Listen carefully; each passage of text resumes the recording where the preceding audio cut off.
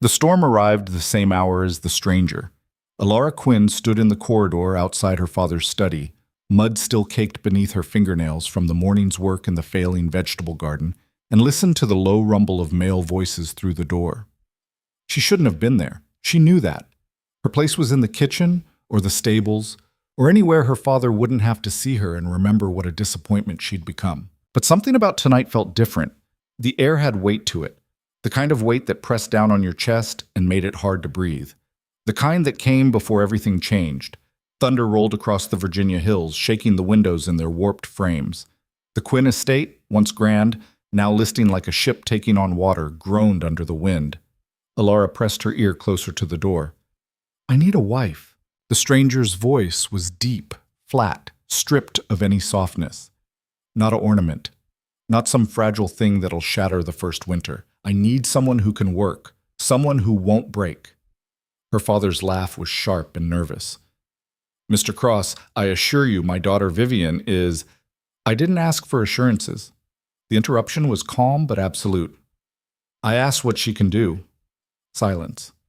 Alara's pulse quickened. She'd heard rumors in town, whispers about men from the Western Territories coming east to buy brides like cattle. Desperate men, dangerous men, men who needed women strong enough to survive a land that killed the weak without mercy. Her father cleared his throat. "Vivian is accomplished in music, needlework, French. Can she butcher a pig?" Another silence, longer this time. "Can she birth a calf? Mend a fence? Shoot a rifle? Keep books?" The stranger's voice didn't rise, but each question landed like a stone in still water. "I'm not building a parlor in Montana, Mr. Quinn. I'm trying not to die alone in one." Alara's breath caught. Montana. The word itself felt like the edge of the world. "My daughter," her father said, voice tight with desperation, "is a lady. She will learn whatever is required of her." "Will she?" The stranger's boots scraped against the floor. He was standing now. "Or will she last 3 months before she runs back east, or worse, before the land buries her?" The study door flew open. Alara stumbled back, but not fast enough. The man who emerged was nothing like the southern gentleman she'd grown up around. No soft hands, no carefully groomed beard, no polished boots. Caleb Cross was tall and raw-boned, shoulders broad from actual labor, not tailored jackets. His face was weathered, carved lean by wind and sun. Somewhere in his 30s, maybe older, hard to tell when a life had worn a man down to his essentials. His eyes found her immediately. They were gray, cold, assessing. Alara's first instinct was to drop her gaze, to apologize, to vanish the way she'd learned to vanish her entire life. But something held her still. Maybe it was the way he looked at her, not with disgust or dismissal, but with a strange clinical curiosity, like he was reading a ledger and the numbers didn't add up. "Who's this?" he asked, not taking his eyes off her. Her father appeared in the doorway, flushed and flustered. "No one. My younger daughter, Alara. Pay her no mind. She was just—" "What can you do?" Caleb Cross asked her directly. The question landed like a slap. No one ever asked her what she could do. No one cared. She was the spare daughter, the plain one, the one who existed to make Vivian look better by comparison. Her value had been measured and found wanting 16 years ago, the day she was born, without her sister's golden hair and fine bones. Her voice came out rough, unused to being heard. "I manage the accounts, the planting schedules. I oversee the kitchen staff and the stable hands when we still had them. I can—" "Alara," her father's voice was a whip crack.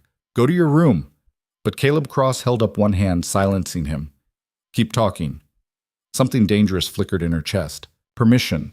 Actual permission to speak. "I can keep books," she said, stronger now. "I know how to preserve food, treat livestock ailments, manage a household on nothing. I rebuilt the chicken coop last spring when it collapsed. She stopped herself, suddenly aware of how pathetic it all sounded. A list of chores. A catalog of survival.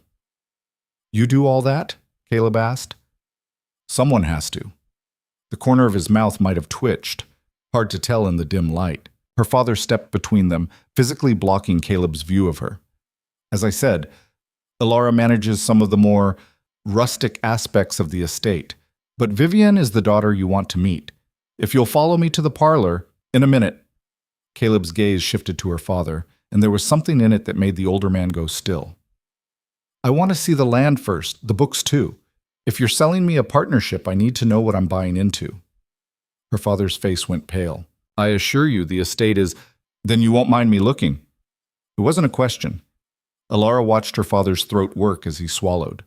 The fear in his eyes was animal and raw, because he knew what Caleb Cross would find: rot, debt, failure. Years of mismanagement and pride papered over with lies. "Alara will show you," her father said finally, the words forced out like broken teeth. "She knows the property." "Does she?" Caleb looked at her again. "You willing to do that?" She should have said no. Should have protected her father's secrets, preserved the illusion. That's what good daughters did. But Alara had stopped being a good daughter the day she realized no amount of goodness would ever make her good enough. "Yes," she said. Her father's hand shot out and gripped her arm, fingers digging in hard enough to bruise. "Tell him everything is fine," he hissed in her ear. "You understand me? Everything is fine." She met her father's eyes and saw the desperation there, the terror. He wasn't just selling Vivian, he was selling their last chance. Caleb Cross was already walking toward the front door, apparently unconcerned with whether she followed. Alara pulled free from her father's grip and grabbed a lantern from the hall table. The storm was getting worse, rain hammering the roof, wind screaming through the eaves. No weather for a tour. But Caleb was already outside, standing in the downpour like he didn't even feel it. She followed. The land told the truth, her father couldn't. Fields gone to seed, fences sagging, the barn roof caved in on the north side. The few remaining horses were thin, ribs showing. The vegetable garden she'd managed to keep alive was a postage stamp of green in an ocean of brown. Caleb Cross walked through it all in silence, his boots sinking into mud, his coat soaked through. He didn't ask questions. Didn't need to. The decay spoke for itself. Alara stayed a few paces behind, holding the lantern high, waiting for the judgment, waiting for him to turn around and leave, to write them off as a bad investment. But he just kept walking. They ended up in the stable, one of the few structures still mostly intact. 3 horses left, down from 20. Alara had sold the rest herself over the past 2 years, keeping the estate afloat with money her father drank or gambled away before the ink dried on the bills. Caleb ran a hand down the nearest horse's flank, checking her condition with practiced efficiency. "How long you been keeping this place running on your own?" 3 years, Alara said quietly. "Since my mother died." "And your father?" "He grieves." Caleb snorted. "That what you call it?" She didn't answer. Loyalty warred with honesty in her chest, and she was so tired of lying. "How bad's the debt?" he asked. $14,000, maybe more. I haven't seen all the notes." He looked at her then, really looked at her, and she felt stripped bare under that gaze. Like he could see every humiliation, every year of being invisible, every moment she'd swallowed her own worth to keep the peace. "Why didn't you leave?" he asked. The question hit her like a fist. "Where would I go?" she whispered. It was the truth, the whole terrible truth. She had no money, no prospects, no skills that mattered in polite society. Her only value was in what she could do for others: scrub, cook, manage, endure. And even that wasn't enough to make anyone want to keep her. Caleb was quiet for a long moment. Then, "Your father's trying to sell your sister to me." "I know." "She is useless as I think she is." Alara's loyalty flickered, died. "Vivian is not meant for hardship." "And you are?" She looked down at her hands, calloused, scarred, permanently stained with dirt no amount of scrubbing could remove. "I don't have a choice." "Everyone's got a choice," Caleb said. "Question is whether you're brave enough to make it." Before she could respond, the stable door banged open. Her father stood there, wild-eyed and drenched, with Vivian beside him like a prize mare on display. And everything went to hell. Vivian Quinn was everything Alara was not. Golden-haired where Alara was mousy brown, delicate where Alara was sturdy, graceful where Alara was efficient. Vivian had been trained since birth for one purpose: to marry well, to be ornamental, to bring pride and prosperity to the family name. She stood in the stable doorway now, dressed in her finest gown despite the rain, hair arranged in perfect curls, face painted with just enough rouge to suggest natural beauty. She looked like a doll, a very expensive, very fragile doll. "Mr. Cross," their father boomed with forced cheer, "allow me to properly introduce my eldest daughter, Vivienne, the one I wrote to you about." Caleb's expression didn't change. He looked at Vivienne the way he'd looked at the horses, assessing condition, noting flaws. Vivienne smiled, the practiced smile of a girl who'd been taught that beauty was currency. "It's a pleasure to meet you, Mr. Cross. Father has told me so much about Montana. It sounds adventurous." The word adventurous came out like she was describing a mildly interesting novel. "It's hard," Caleb said flatly. "Cold, isolated, not much in the way of society or comfort. I'm sure I could adapt." Vivian's smile didn't waver, but Alara saw the tightness around her eyes, the fear. Their father stepped forward, desperation leaking through his jovial mask. "Vivian is accomplished in all the domestic arts. She plays piano beautifully, speaks French, manages a household staff with grace." "How many staff?" Caleb interrupted. "I beg your pardon? How many people does she manage?" Their father faltered. "Well, we've had to make some adjustments in recent years, but how many?" Caleb repeated. Alara watched her father's face crumble. "2. A cook and a house girl."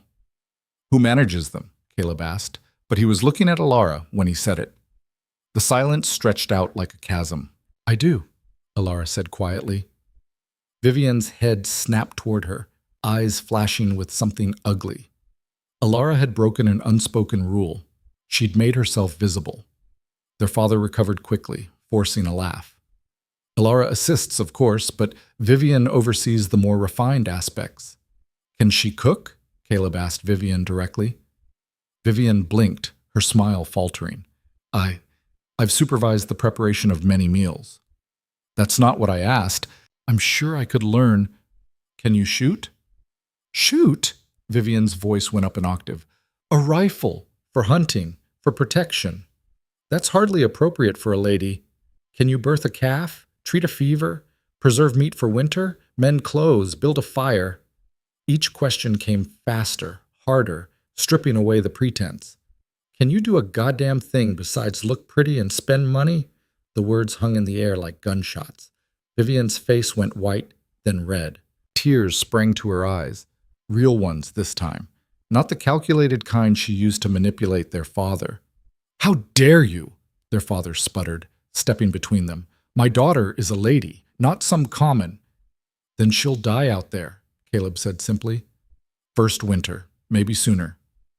"You arrogant—" "I'm honest," Caleb cut him off, "which is more than you've been since I got here. You told me you had a daughter who could help run a ranch. You lied." Vivian can learn." "No, she can't." Caleb's voice was cold, final. "Because she doesn't want to. Look at her." They all looked. Vivian was crying now, shoulders shaking, mascara running in black streaks down her powdered cheeks. But beneath the tears, Alara saw something else. Relief. Relief that she might not have to go. Relief that she might escape this fate. And in that moment, Alara understood. Vivian didn't want to be sold to a stranger and dragged across the country any more than Alara wanted to stay here and rot. They were both prisoners of their father's desperation, just in different cells. Caleb turned to their father. "You got another daughter who can actually do the work.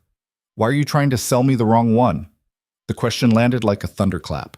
Their father's face went purple. "Alara? You want Alara?" The disgust in his voice was a knife between her ribs. "She runs this place," Caleb said, "barely keeping it alive, but she's doing it. That tells me she's got grit. Tells me she won't quit when things get hard." "She's plain," her father spat. "Difficult, unwomanly. She's competent," Caleb finished, "which is worth more than pretty where I'm going." Alara's heart was pounding so hard she thought it might crack her ribs. This wasn't happening. This couldn't be happening. Men didn't choose her. Men didn't even see her. But Caleb Cross was looking right at her. "What do you say, Ushsam?" he asked. And just like that, the choice was hers. Her father grabbed her arm again, yanking her close. You will not embarrass this family, he hissed. You will not steal your sister's chance at a good marriage. You will— Let her go. Caleb's voice was quiet, but there was steel underneath. Her father's grip tightened. She's my daughter. I'll handle her as I see fit. Not anymore. Caleb took a step forward, and despite being roughly the same height as her father, he seemed to fill twice the space. You want my money? You want me to clear your debts and save this rotting pile of wood you call an estate? Then you let her go and you let her choose. Choose? Her father laughed, the sound brittle and mean. She has nothing to choose with. No dowry, no prospects, no value. Then you won't mind losing her, Caleb said. The logic was brutal and perfect. Her father's face twisted with rage and humiliation. He shoved Alara away from him, and she stumbled, catching herself on a stable beam. Fine, he snarled. Take her. Take the ungrateful little bitch. See how long she lasts before she comes crawling back. But he wouldn't meet her eyes when he said it. Caleb turned to her. I'm leaving in 2 days. You can come with me or stay here. Your choice. What are you offering? Alara heard herself ask. Her voice sounded strange, distant. Marriage, partnership, half of everything I build. He paused. And hard work. Every day. No guarantees except that I won't lie to you and I won't quit on you. That's all? That's all. It wasn't a declaration of love, wasn't even particularly kind, but it was honest. And it was more than anyone had ever offered her before. Alara looked at her father, the man who'd ignored her, belittled her, worked her to the bone while praising Vivian's uselessness. The man who'd just called her a bitch. She looked at Vivian, sobbing, broken, relieved. She looked at the stable around her, the dying estate, the cage she'd lived in all her life. Then she looked at Caleb Cross, a stranger, dangerous and unknown, offering her a different kind of cage. But at least it was a cage she could choose. I'll need 2 days to settle the accounts, she said. Make sure the remaining staff get their wages. Secure buyers for the horses. Caleb's expression didn't change, but something shifted in his eyes. Respect, maybe? Or recognition. Fair enough, he said. Her father exploded. You selfish, ungrateful, after everything I've done for you. You've done nothing for me, Alara said quietly. The words felt like pulling teeth, but once they started, they kept coming. You've used me, ignored me, made me invisible unless you needed something. And now you're angry because I'm choosing to leave instead of waiting for you to sell me off like livestock. How dare you speak to me that way? I'm done, she said. The simplicity of it was staggering. I'm done being invisible. I'm done apologizing for existing. I'm done. She turned to Caleb. 2 days. I'll be ready. He nodded once. Then he walked out of the stable, back into the storm, leaving chaos in his wake. Alara stood there shaking, waiting for the guilt to hit, waiting to feel like a traitor. But all she felt was light, like she'd been carrying a weight her entire life and had just set it down. Her father was screaming something, but she wasn't listening anymore. Vivian was staring at her with a mixture of shock and something that might have been envy, and Alara was already planning. 2 days to close a chapter of her life. 2 days until everything changed. The next 48 hours passed in a blur of activity. Alara worked with mechanical precision, settling debts where she could, writing out detailed instructions for whoever her father hired to replace her labor. She sold the last of her mother's jewelry, pieces she'd hidden from her father's creditors, and distributed the money to the cook and housegirl, giving them enough to find new positions. She packed her belongings in a single trunk, practical clothes, her mother's recipe book, the ledgers she'd kept for 3 years. Nothing decorative, nothing she couldn't use. Vivian avoided her. Their father raged and sulked in turns, but he didn't try to stop her. He couldn't afford to. Caleb's offer had been clear. Marry Alara to him, and he'd pay off enough debt to keep the estate from being seized. Refuse, and he'd walk away. It was a business transaction, cold, practical, honest. On the second day, Alara found herself in Vivian's room. Her sister sat at her vanity, staring at her reflection, face blotchy from crying. I don't hate you, Vivian said quietly, for taking this. I know you think I do, but I don't. Alara stood in the doorway, unsure what to say. I'm terrified of him. Vivian continued. That man, he looks at me like I'm worthless, like I'm just decoration. She laughed, bitter and broken. Which is what I am, isn't it? That's all I was ever trained to be. You're not worthless, Alara said. Then why does it feel like I am? Vivian turned to look at her. You're so strong. You always have been. You can do things, real things. I can't do anything except smile and look pretty and hope someone finds that enough. The jealousy in her voice was unexpected. You envied me? Alara asked, shocked. Every day of my life. Vivian's smile was sad. You had freedom. You could be outside, get dirty, do real work. I had to sit in parlors and practice piano and pretend I didn't have a brain because, God forbid, I threatened some man's pride. I envied you, Alara admitted. Being loved, being valued. Being used, Vivian corrected, just in a different way. The sisters looked at each other across the room, seeing each other clearly, maybe for the first time. I hope you find happiness out there, Vivian said. I hope he's kind to you.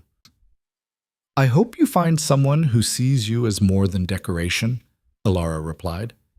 They didn't hug. They'd never been that kind of sisters. But something passed between them. Understanding, maybe. Or forgiveness. Father's going to hate you forever, Vivian said. I know. Are you scared? Alara thought about it. About leaving the only home she'd ever known. About marrying a stranger and traveling 2,000 miles to a place she'd never seen. Yes, she said, but I'm more scared of staying. Caleb Cross arrived at dawn on the third day. He came with a wagon, 2 horses, and a grim-faced lawyer who handled the paperwork with efficient indifference. Marriage certificate, property transfer, debt settlement. Alara signed her name in careful script, legally binding herself to a man she'd spoken to maybe a dozen times. Her father took the money and didn't say goodbye. Vivian watched from an upstairs window, one hand pressed to the glass. And then Alara was climbing into the wagon, her trunk secured in the back, the estate shrinking behind her as the horses pulled them toward the train station. She didn't cry, she didn't look back. She just sat next to her new husband in silence as the sun rose over Virginia for the last time. You okay? Caleb asked after a mile. Ask me in a year, she said. The corner of his mouth twitched. Might have been a smile. They rode in silence after that, the wagon wheels creaking, the morning birds starting their songs. The world was waking up around them, fresh and green and full of possibility. Alara pulled her mother's recipe book from her bag and opened it to the first page. Her mother's handwriting stared back at her, neat and careful. For Alara, it read, May you always know your worth, even when others don't. She traced the words with one finger, letting them sink in. Then she closed the book and looked ahead, toward the train station, toward Montana, toward a future she couldn't predict or control. But it was hers. For the first time in her life, it was hers. And that was enough. The train journey took 6 days. They traveled in a second-class car, not luxurious, but clean and functional. Caleb spent most of the time reading livestock reports and ranch management guides, occasionally making notes in the margins. Alara watched the country change outside the window. The green hills of Virginia gave way to the flatlands of the Midwest. Then the endless expanse of the Great Plains. The sky got bigger, the towns got smaller, and she felt something shift inside her. On the third day, Caleb broke their comfortable silence. You know how to ride? Horses? Yes. Good. You'll need to out there. Town's 20 miles from the ranch. How big is the ranch? 2,000 acres, most of it grazing land. Got a small herd started, about 50 head of cattle. Need to double that by next spring. Alara did the math in her head. You'll need more hands. Can't afford them yet. That's why I need a partner, not a passenger. She appreciated the honesty. No pretense that this would be easy. What happened to your first wife? She asked. The question had been gnawing at her since the beginning. Caleb was quiet for a long moment. Never had one. Tried courting locally, but he shrugged. Women out there have their pick of men, and I'm not much of a catch. Why not? He looked at her then, really looked at her. Because I'm honest about what the life is. Most men lie, promise comfort and ease, then reality hits and the woman feels betrayed. I'd rather tell the truth up front. Even if it means ending up alone? Better alone than with someone who resents you. Alara thought about her mother, who'd married for love and ended up trapped on a failing estate with a drunk for a husband. About Vivian, trained to smile through misery. "That's fair," she said. They lapsed back into silence, but it felt different now. Less like strangers and more like colleagues, partners in an uncertain venture. On the 5th day, Caleb started teaching her the basics of ranch management. How to assess cattle quality, how to read weather patterns, the economics of beef production. Alara absorbed it all, asking questions, taking notes in the margins of his books. "You're quick," he said, sounding surprised. "I managed a household for 3 years with no money and incompetent help," she replied. "This is just different math." That almost smile flickered across his face again. On the 6th day, the train pulled into the station at Billings, Montana. Alara stepped onto the platform and the wind hit her like a physical force, cold and sharp, even though it was summer. The sky was enormous, bigger than she'd thought possible. No trees to break the horizon, just grass and sky and distance. It was terrifying. It was beautiful. "Welcome home," Caleb said dryly. Home. The word felt foreign in her mouth. They loaded her trunk into another wagon, this one more battered than the first, and started the 20-mile journey to the ranch. The landscape was alien. Rolling grasslands broken by occasional outcroppings of rock. No fences, no roads, just wheel ruts carved by previous travelers. They passed a few scattered homesteads, small structures that looked like they'd blow away in a strong wind. "It's so empty," Alara said. "That's the point," Caleb replied. "Space, freedom. Can't get that back east anymore." She understood what he meant. Back home, everything was crowded, controlled, regulated by society's expectations. Out here, there were no eyes watching, no one to judge, just survival. The ranch came into view as the sun started to set. It was smaller than she'd expected. A single-story house built from rough-hewn logs, a barn that looked newer than the house, a few outbuildings. Fences marked off a corral where a small herd of cattle grazed. It was rough, primitive, honest. "It's not much," Caleb said, and for the first time she heard uncertainty in his voice. Alara climbed down from the wagon and looked around. The house needed repairs. She could see gaps in the chinking between the logs.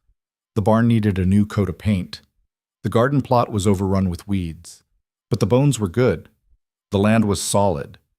"It's a start," she said. Something in Caleb's posture relaxed. He grabbed her trunk and carried it into the house. The interior was sparse. A main room with a fireplace, a small kitchen, 2 bedrooms. Furniture was minimal and functional. No decoration, no softness. "You take the back bedroom," Caleb said, setting her trunk down. "I'll take the front." Separate rooms. The relief was immediate. "Thank you," she said. He nodded. "We're partners in this. Not—" He trailed off, looking uncomfortable. "Not that," she finished. "Not unless you want to be." The honesty again, the respect. It was more than her father had ever shown her. "I'll need to see the books," she said, changing the subject. "Get a sense of where we are financially." "They're on the desk. Fair warning, I'm better with cattle than numbers." Alara almost smiled. "That's what I'm here for." The first month was brutal. Alara woke before dawn every day, her body protesting the unfamiliar labor. There was so much to do, so much that had been neglected. She started with the garden, clearing weeds and replanting vegetables that would mature before winter. Then she tackled the house, chinking gaps, scrubbing floors, making the space functional, if not comfortable. In the afternoon, she worked on the books. Caleb's record-keeping was a disaster, incomplete, disorganized, barely legible. She spent hours reconstructing transactions, categorizing expenses, building a system that actually made sense. The ranch hands, 2 weathered men named Tom and Jesse, who lived in the bunkhouse, watched her with open skepticism at first. "Boss hired himself a wife," Tom said one morning, loud enough for her to hear. "Probably regrets it already." Alara didn't respond. She just kept working. By the end of the first week, she'd reorganized the tool shed, repaired 3 broken fence posts, and created a feeding schedule that reduced waste by 30%. By the end of the second week, she'd negotiated a better price on feed from the supplier in town and implemented a rotation system for the cattle that improved grazing efficiency. Tom and Jesse stopped making comments. Caleb watched it all in silence, occasionally offering advice but mostly letting her work. He was testing her, she realized, seeing if she'd quit, seeing if she'd break. She didn't.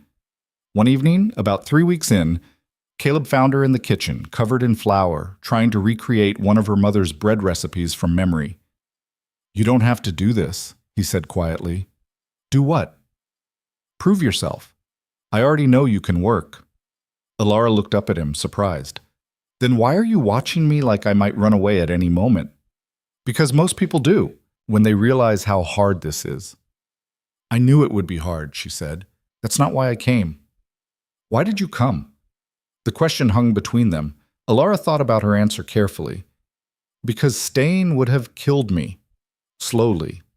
One invisible day at a time." Caleb was quiet for a long moment. Then, "I get that." And somehow, she believed he did. After that, things shifted. Caleb started treating her less like a test subject and more like an actual partner. He asked her opinion on herd management, deferred to her judgment on finances, split decision-making down the middle. They developed a rhythm. Caleb handled the physical labor of ranching, branding, fencing, breaking horses. Alara managed the business side, books, supplies, planning. They met every evening to discuss the next day's priorities. It was working. Not marriage exactly, but partnership. And Alara found herself content. She'd never been content before, never felt like she was doing something that mattered. Out here, stripped of pretense and expectation, she was finally becoming something real. The first real crisis came in early autumn. One of the cattle got sick, mouth foaming, eyes rolling, legs buckling. Tom spotted it during the morning check and came running to the house. "Boss, we got a sick one!" Caleb was already moving, grabbing his rifle from the rack by the door. "What are you doing?" Alara asked. "If it's what I think it is, we need to put her down before it spreads." Alara followed him out to the pasture, heart pounding. The sick cow was isolated now, the rest of the herd giving her a wide berth on instinct. Caleb examined her from a distance, face grim. "Blackleg. She's gone." He raised the rifle. "Wait," Alara said. Caleb lowered the gun, looking at her. "How do you know it's Blackleg?" she asked. "Symptoms match, and we can't risk it spreading. But you're not certain." "Certain enough?" Alara walked closer to the cow, ignoring Caleb's warning. She'd seen her mother treat sick livestock with a combination of folk remedies and pure stubbornness, had helped deliver breech calves, treated infections, nursed animals back from the edge. She examined the cow's mouth, eyes, the swelling in her leg. "It's not blackleg," she said. "It's snakebite. Look, 2 puncture marks on the foreleg." Caleb came closer, squinting. "God damn, you're right. If we drain the venom and treat the swelling, she might survive." "Might," Caleb echoed. "Or we could lose time and risk her infecting the others if we're wrong." It was a gamble. Alara looked at the cow, suffering, terrified, but not dead yet. "I want to try," she said. Caleb studied her for a long moment. Then he lowered the rifle. "Your call. But if this goes wrong, it's on both of us." They spent the next 6 hours treating the cow. Alara lanced the wound, drained the venom, packed it with a poultice she made from herbs she'd been cultivating in the garden. Caleb held the animal still while she worked, massive hands gentle despite their strength. Tom and Jesse watched from the fence, clearly thinking they were both crazy. The cow survived. Weak and shaky, but alive. A week later, she was back with the herd. "You saved us $100, Caleb said one evening, tallying the books. "We saved us $100, Alara corrected. He looked up at her, and for the first time she saw something new in his eyes. Not just respect, trust. Winter came early and hard. The first snow fell in October, heavy and relentless. Temperatures dropped so fast the water in the trough froze solid overnight. Alara had never been so cold in her life. The ranch became a battle zone. Every day was a fight to keep the cattle fed, the pipes from freezing, the house warm enough to sleep in. They burned through firewood at an alarming rate. Food supplies dwindled faster than expected, and the isolation set in. 20 miles to town might as well have been 200 when the roads were impassable with snow. For weeks, they saw no one but each other and the ranch hands. Alara had thought she knew loneliness, had spent years being invisible in a house full of people. But this was different. This was physical, vast, the kind of loneliness that came from being a tiny speck in an enormous, indifferent landscape. One night, about 2 months into winter, Alara broke down. She was in the kitchen, trying to make dinner from dwindling supplies, and the weight of it all just crashed down. The cold, the work, the uncertainty, the fact that she'd traded one kind of prison for another. She sank down to the floor and cried. Caleb found her there 20 minutes later. He didn't say anything, just sat down next to her, back against the wall, and waited. "I'm sorry," she finally managed. "I'm fine, just tired." "You don't have to be fine," he said quietly. The gentleness in his voice broke something open in her chest. "I thought I was strong enough for this," she whispered. "But I don't know if I am." "You are," Caleb said. "You've been strong every day since you got here, but strong doesn't mean you don't break sometimes." "What if I can't do this?" "Then we'll figure it out together." She looked at him, this man who'd bought her like livestock and then treated her like an equal, who'd given her respect when her own father wouldn't, who sat with her on the kitchen floor instead of demanding she pull herself together. "Why did you really choose me?" she asked. "Over Vivian?" Caleb was quiet for a moment. "Because you looked at me like I was a person, not a meal ticket, and because I could see in your eyes that you understood what it meant to be invisible." The honesty was devastating.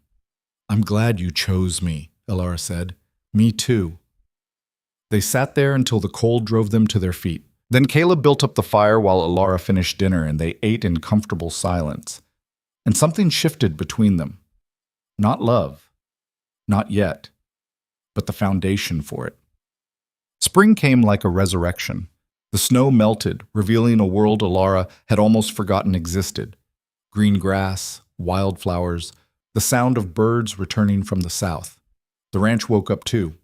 Calving season hit hard and fast. Alara learned to assist with difficult births, staying up all night when necessary to make sure both mother and calf survived. She learned to recognize the signs of labor, the complications that required intervention. She learned that birth was messy and terrifying and beautiful all at once. One morning, she helped deliver twin calves, rare and dangerous. The mother was exhausted, unable to push the second calf out. Alara had to reach in and turn it manually, her whole arm inside the laboring cow while Caleb held the animal steady. It was the most visceral thing she'd ever experienced. When the second calf finally slid out, alive and squalling, Alara collapsed in the hay, covered in blood and birth fluids, laughing with exhausted relief. Caleb looked at her like he'd never seen her before. "What?" she asked. "You're incredible," he said simply. It wasn't flowery or romantic, but it was real. And Alara felt something bloom in her chest, warm and terrifying. Oh, she thought. Oh no, she was falling for him. The realization should have terrified her, but instead it felt inevitable. She'd spent months working beside him, learning his rhythms, understanding his silences. He was gruff and blunt and sometimes frustratingly stubborn, but he was also fair, honest, kind in ways that didn't require soft words. He valued her, not for what she looked like or what she could do for him, for who she was. And slowly, carefully, she started to let herself believe it. One evening in late spring, they were sitting on the porch watching the sunset paint the sky in shades of orange and pink. The day's work was done, the cattle were settled, everything was quiet. "I was thinking," Caleb said slowly, "that maybe we should talk about us." Alara's heart kicked against her ribs. "What about us?" "We've been married 6 months, and it's been good. Better than I expected." "Thank you." She wasn't sure if that was a compliment. He almost smiled. "What I mean is, I like having you here, as a partner, and I was wondering if maybe you'd want to make this more than a business arrangement." He was so awkward about it that Alara felt a rush of affection. "Are you asking me to actually be your wife?" she asked gently. "I guess I am." "Why?" He looked at her, eyes serious. "Because somewhere along the way, you stopped being the solution to a problem and started being the person I want to wake up next to every morning. And I thought maybe you might feel the same." Alara's throat tightened. A year ago, no one had wanted her. She'd been invisible, worthless, a burden. Now this man, rough and honest and real, was asking her to choose him. Not because he had to, because he wanted to. "I do," she said quietly. "Feel the same." Relief flooded his face. "Yeah?" "Yeah." Caleb reached over and took her hand.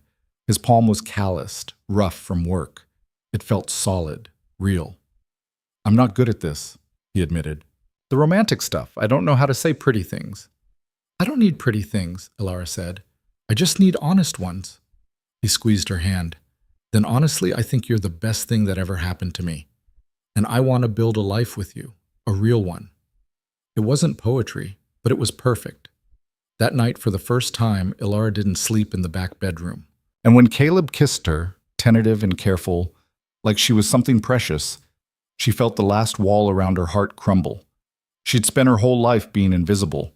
But here, in the middle of nowhere, with this rough-edged man who saw her clearly, she was finally, completely, undeniably seen.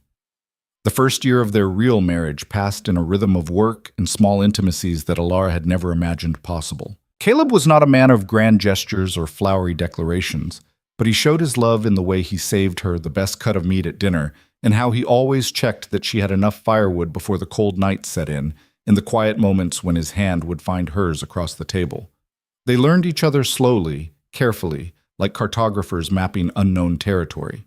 Alara discovered that Caleb sang, badly, off-key, when he thought no one was listening, usually while working in the barn.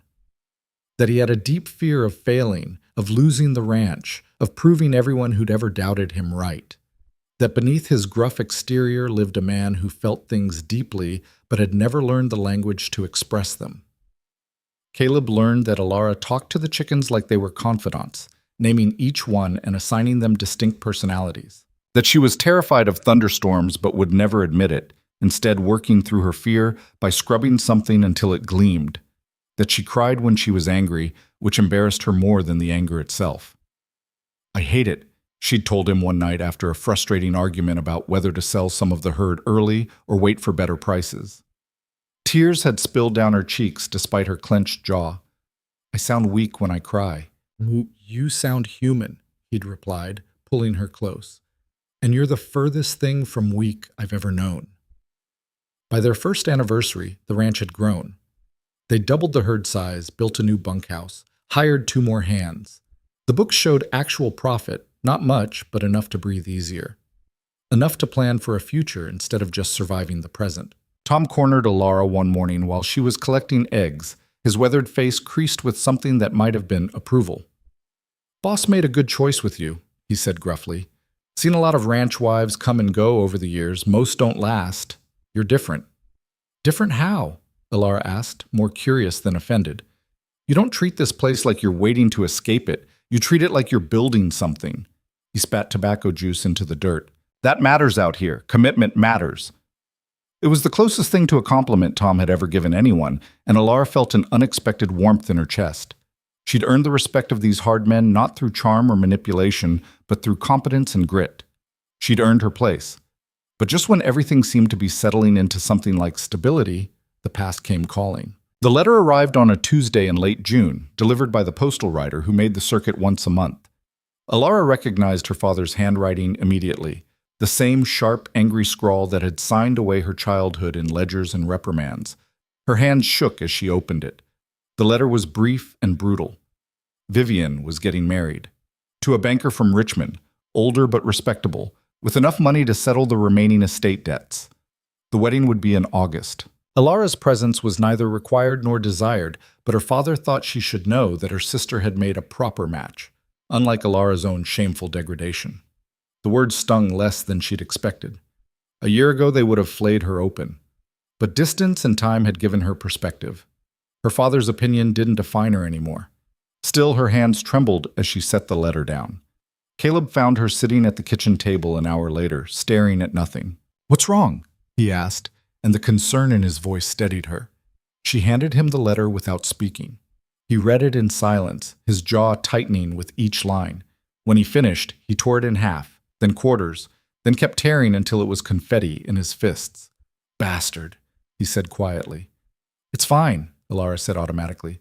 "I don't care what he thinks." "Yes, you do. And that's okay." Caleb sat down across from her, scattering the torn letter pieces on the table between them. "He's your father. You're allowed to care." "I shouldn't. Not after everything he—" Her voice broke. "Alara." Caleb reached across the table and took her hands.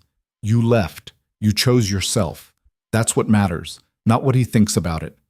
She wanted to believe him, but the old wounds had a way of reopening when you least expected it. "Do you think I'm degraded?" she asked quietly. "Living out here?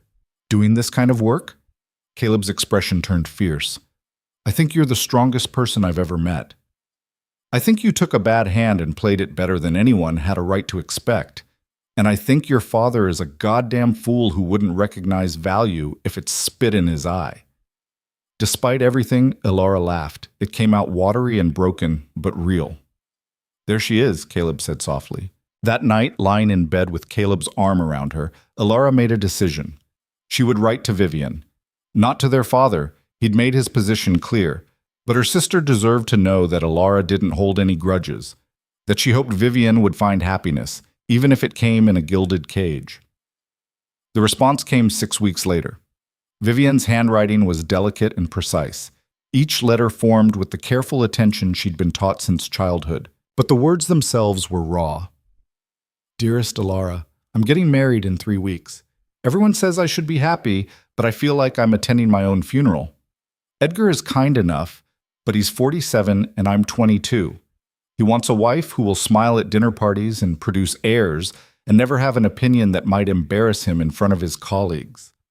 I think about you often, about how brave you were to leave. I wanted to tell you that before, but I was too much of a coward. I convinced myself you were making a mistake, because if you weren't making a mistake, then what did that make me for staying? Father drinks more now. The house feels empty without you managing everything. The new housekeeper quit after 2 weeks. I tried to take over the accounts like you did, but I don't have your head for numbers. Everything is falling apart, but Father refuses to admit it. I don't expect you to forgive him. I'm not sure I forgive him either. I hope Montana is everything you wanted it to be. I hope you're happy. I hope you know that you were always the stronger sister, even when I pretended otherwise. With love." Vivian Alara read the letter 3 times, tears blurring the words. She'd spent so many years resenting Vivian's beauty, her place as the favored daughter. But reading between the lines, she understood now that Vivian had been just as trapped, just in a prettier cage. "You want to go?" Caleb asked that evening when she showed him the letter. "To the wedding?" "No," Alara said immediately. Then, less certainly, "Maybe. I don't know. Part of me wants to see her one more time, make sure she's okay. And the other part is terrified of walking back into that house and remembering what it felt like to be invisible." Caleb was quiet for a moment, considering. "What if you didn't go alone?" Alara looked at him, startled. "You'd come with me? You're my wife. Where you go, I go." He shrugged, but there was steel underneath the casual gesture. "Besides, I'd like to meet this father of yours. Have a few words." The protective edge in his voice made her heart clench. "It's a long trip," she warned. "Expensive. And we'd have to leave the ranch for at least 2 weeks. Tom and Jesse can handle things. We've got good systems in place now." Caleb tilted his head, studying her. "Question is, do you want to go?" Did she? Alara thought about Vivian's letter, the desperation beneath the proper words. Thought about her sister facing a marriage to a man old enough to be her father, with no one to lean on. "Yes," she said finally, "but not for my father. For Vivian. Then we'll go." 2 weeks later, they were on a train heading east. Alara watched Montana disappear behind them with a strange ache in her chest. It had become home in a way Virginia never had, The ranch, the endless sky, the hard work that gave her purpose, she'd miss it. But she'd also made a promise to herself. She would show up for her sister the way no one had shown up for her. Caleb dozed across from her, hat pulled low over his eyes, completely at ease in a way she envied. He'd packed one good suit and wore it like armor, uncomfortable but determined. "You don't have to do this," she'd told him before they left. "Yes, I do," he'd replied. "You faced Montana for me. I can face Virginia for you." The train rattled through changing landscapes, mountains giving way to plains, plains to forests. With each mile east, Elara felt the old familiar weight settling back onto her shoulders, the weight of expectation, of judgment, of never being quite enough. But this time, she wasn't facing it alone. Caleb woke as they crossed into Virginia, looking out the window at the green hills with a critical eye.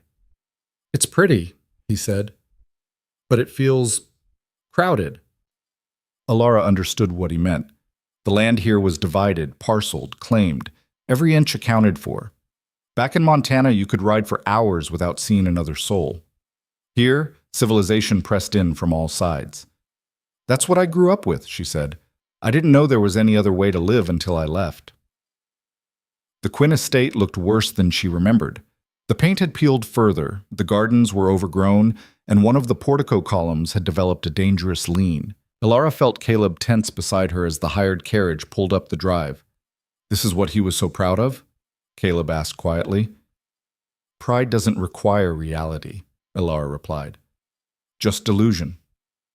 Her father was waiting on the front steps, and the sight of him stopped her cold. He'd aged a decade in the year she'd been gone.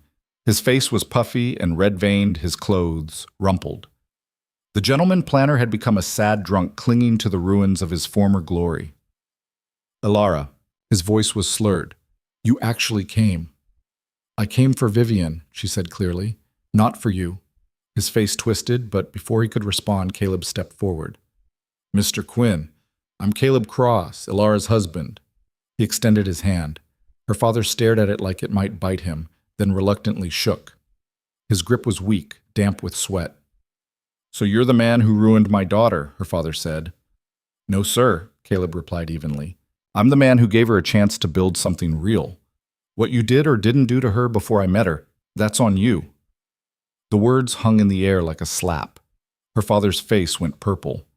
"How dare you come into my home and—" "This isn't a home," Caleb interrupted, his voice still calm but edged with iron. "It's a monument to your failures, and the only thing holding it together was the daughter you treated like she was worthless. So don't talk to me about ruin. You're standing in the middle of your own." Elara's breath caught. No one had ever defended her like that, not once in her entire life. Her father opened his mouth, closed it, then turned and stumbled back into the house without another word. Vivian appeared in the doorway a moment later, eyes wide. "Did he just—" she started. "Tell father the truth?" "Yes." Elara couldn't keep the satisfaction out of her voice. Vivian looked at Caleb with something like awe. "No one's ever stood up to him like that." "Someone should have years ago," Caleb said simply. The sisters embraced on the front steps, and Elara felt Vivian trembling. "I'm so glad you came," Vivian whispered. "I didn't think you would." "I almost didn't," Elara admitted. "But your letter, I meant every word." Vivian pulled back, wiping her eyes. "Come inside. Let me introduce you to Edgar." Edgar Thornton was exactly as Vivian had described. Older, respectable, kind in a distant sort of way. He shook Caleb's hand with genuine warmth and complimented Elara on her rustic glow, which she chose to take as a compliment, even though it probably wasn't meant as one. Over dinner that night, mercifully without their father, who'd locked himself in his study, Edgar proved himself to be intelligent, if conventional. He talked about banking regulations and railway investments with the enthusiasm of a man who'd found his calling. Vivian sat beside him, smiling at the right moments, asking appropriate questions, playing the role she'd been trained for her entire life. But Elara saw the deadness in her sister's eyes. Later, when the men had retired to the parlor for brandy and cigars, Elara cornered Vivian in her bedroom. "You don't have to do this," she said without preamble. Vivian was sitting at her vanity, removing her jewelry with mechanical precision. "Do what?" Marry him if you're not happy. Happy? Vivian laughed, brittle and sharp. Alara, I'm 22 years old with no skills, no money, and a family name that's worth less than the paper it's printed on. Edgar is offering me security, a home, children. What else is there? A choice, Alara said. You have a choice. No, I don't. You had a choice because you're strong enough to survive on your own. I'm not. Vivian met her eyes in the mirror. I'm exactly what Father made me, decorative and useless. Edgar knows that. He doesn't expect anything from me except to look pretty and stay quiet. I can do that. You're not useless. Yes, I am. Vivian's voice was flat, final. And I've made peace with it. I'll have a comfortable life. That's more than most women get. Alara wanted to argue, to shake her sister, to make her see that she was worth more than this. But she recognized the look in Vivian's eyes. The resignation. The careful construction of a prison you could live in.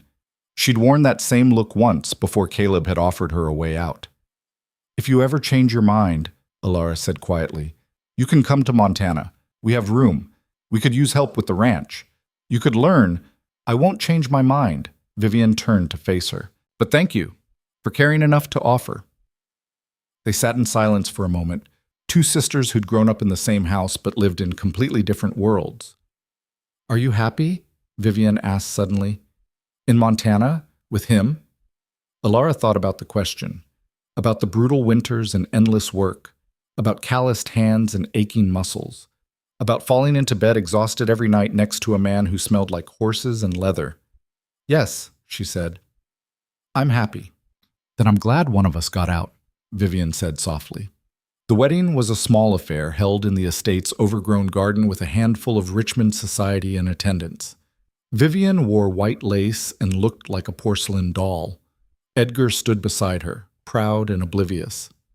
Alara watched her sister recite vows she didn't mean, watched her smile a smile that didn't reach her eyes, and felt her heart break for the girl Vivian could have been. Caleb stood beside her, solid and real, his hand finding hers during the ceremony. You okay? He murmured. No, she whispered back. But I will be. At the reception, her father cornered her near the punch table, drunk and belligerent. Satisfied? He slurred. Came all this way to gloat? I came because my sister asked me to, Alara said evenly. This has nothing to do with you. Everything has to do with me. This is my house. My family. You don't have a family, Alara interrupted. You have people you've used until they can't stand you anymore. There's a difference. His hand shot out and grabbed her arm, fingers digging in hard. You ungrateful little... Caleb was there in an instant, his hand clamping down on her father's wrist with enough force to make the older man yelp. Let go of my wife, Caleb said quietly. Now. Her father released her immediately, stumbling back. For the first time, Alara saw fear in his eyes. We're leaving, Caleb said, not looking away from her father. And if I ever hear you've contacted her again, I'll come back, and we'll have a different kind of conversation. Understood? Her father didn't respond, just retreated into the house like a whipped dog. Alara's arm throbbed where he'd grabbed her. She knew there would be bruises tomorrow. You didn't have to do that, she said, but her voice was shaking. Yes, I did. Caleb's face was hard, angry in a way she'd never seen. No one touches you like that. Not him. Not anyone. They found Vivian to say goodbye. She hugged Alara tightly, desperately. Be happy, Vivian whispered. For both of us. You could still come with us, Alara said one last time, but Vivian just shook her head and stepped back, already fading into the role of Mrs. Edgar Thornton. The train ride back to Montana felt like shedding a skin. Alara watched Virginia disappear behind them and felt nothing but relief. That place, those people, they had no power over her anymore. Thank you, she said to Caleb as the landscape shifted from green hills to open plains, for coming with me, for standing up to him. You don't have to thank me for treating you the way you deserve to be treated, Caleb replied. That's just basic decency. You'd be surprised how rare that is. He turned to look at her, really look at her, and she saw something shift in his expression. I'm proud of you, for facing them, for not letting them make you small again. The words settled into her chest like warm stones. When they finally arrived back at the ranch, Elara stood on the porch and breathed in the sharp, clean air of Montana. The sky stretched endless overhead, stars so bright they looked close enough to touch. Tom met them at the door, gruff and matter-of-fact. Cattle did fine, had one cow with a difficult birth, but Jessie got her through. Books are on the desk. Welcome back. Good to be back, Caleb said, and meant it. That night, lying in their bed with the window open to let in the cool air, Elara felt something shift inside her, a final letting go. I don't want to go back there ever again, she said quietly. To Virginia. To that house. To who I used to be. Caleb's arm tightened around her. Then don't. That person doesn't exist anymore anyway. Who am I now? She asked, genuinely curious. You're Elara Cross, ranch owner, my partner, the woman who can outwork, outthink, and outstubborn anyone I've ever met. He pressed a kiss to her temple. And you're home. Home. The word had never meant anything to her before. Not really. It had been a place she existed in, a structure she maintained, a cage she couldn't escape. But now, here, with this man, and this life they were building together, home meant something real. It meant belonging. It meant being seen. It meant choosing every day to build instead of endure. Fall came again, bringing with it the hard work of preparing for winter. But this year, Elara wasn't afraid. She'd survived one winter. She could survive another. They expanded the herd again, built a proper smokehouse, hired a third hand. The ranch was growing, thriving, becoming something permanent.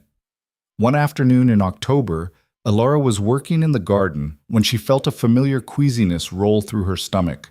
She'd been feeling off for a week now, tired, nauseous, emotional. She sat back on her heels, hands resting on her belly, and knew she was pregnant.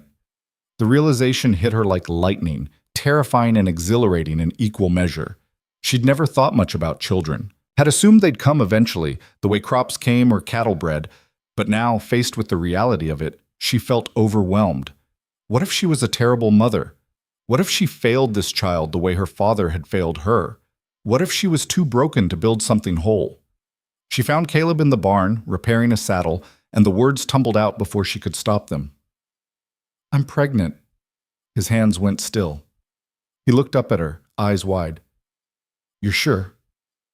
Pretty sure. All the signs are there. Caleb set down the saddle and crossed to her in 3 long strides.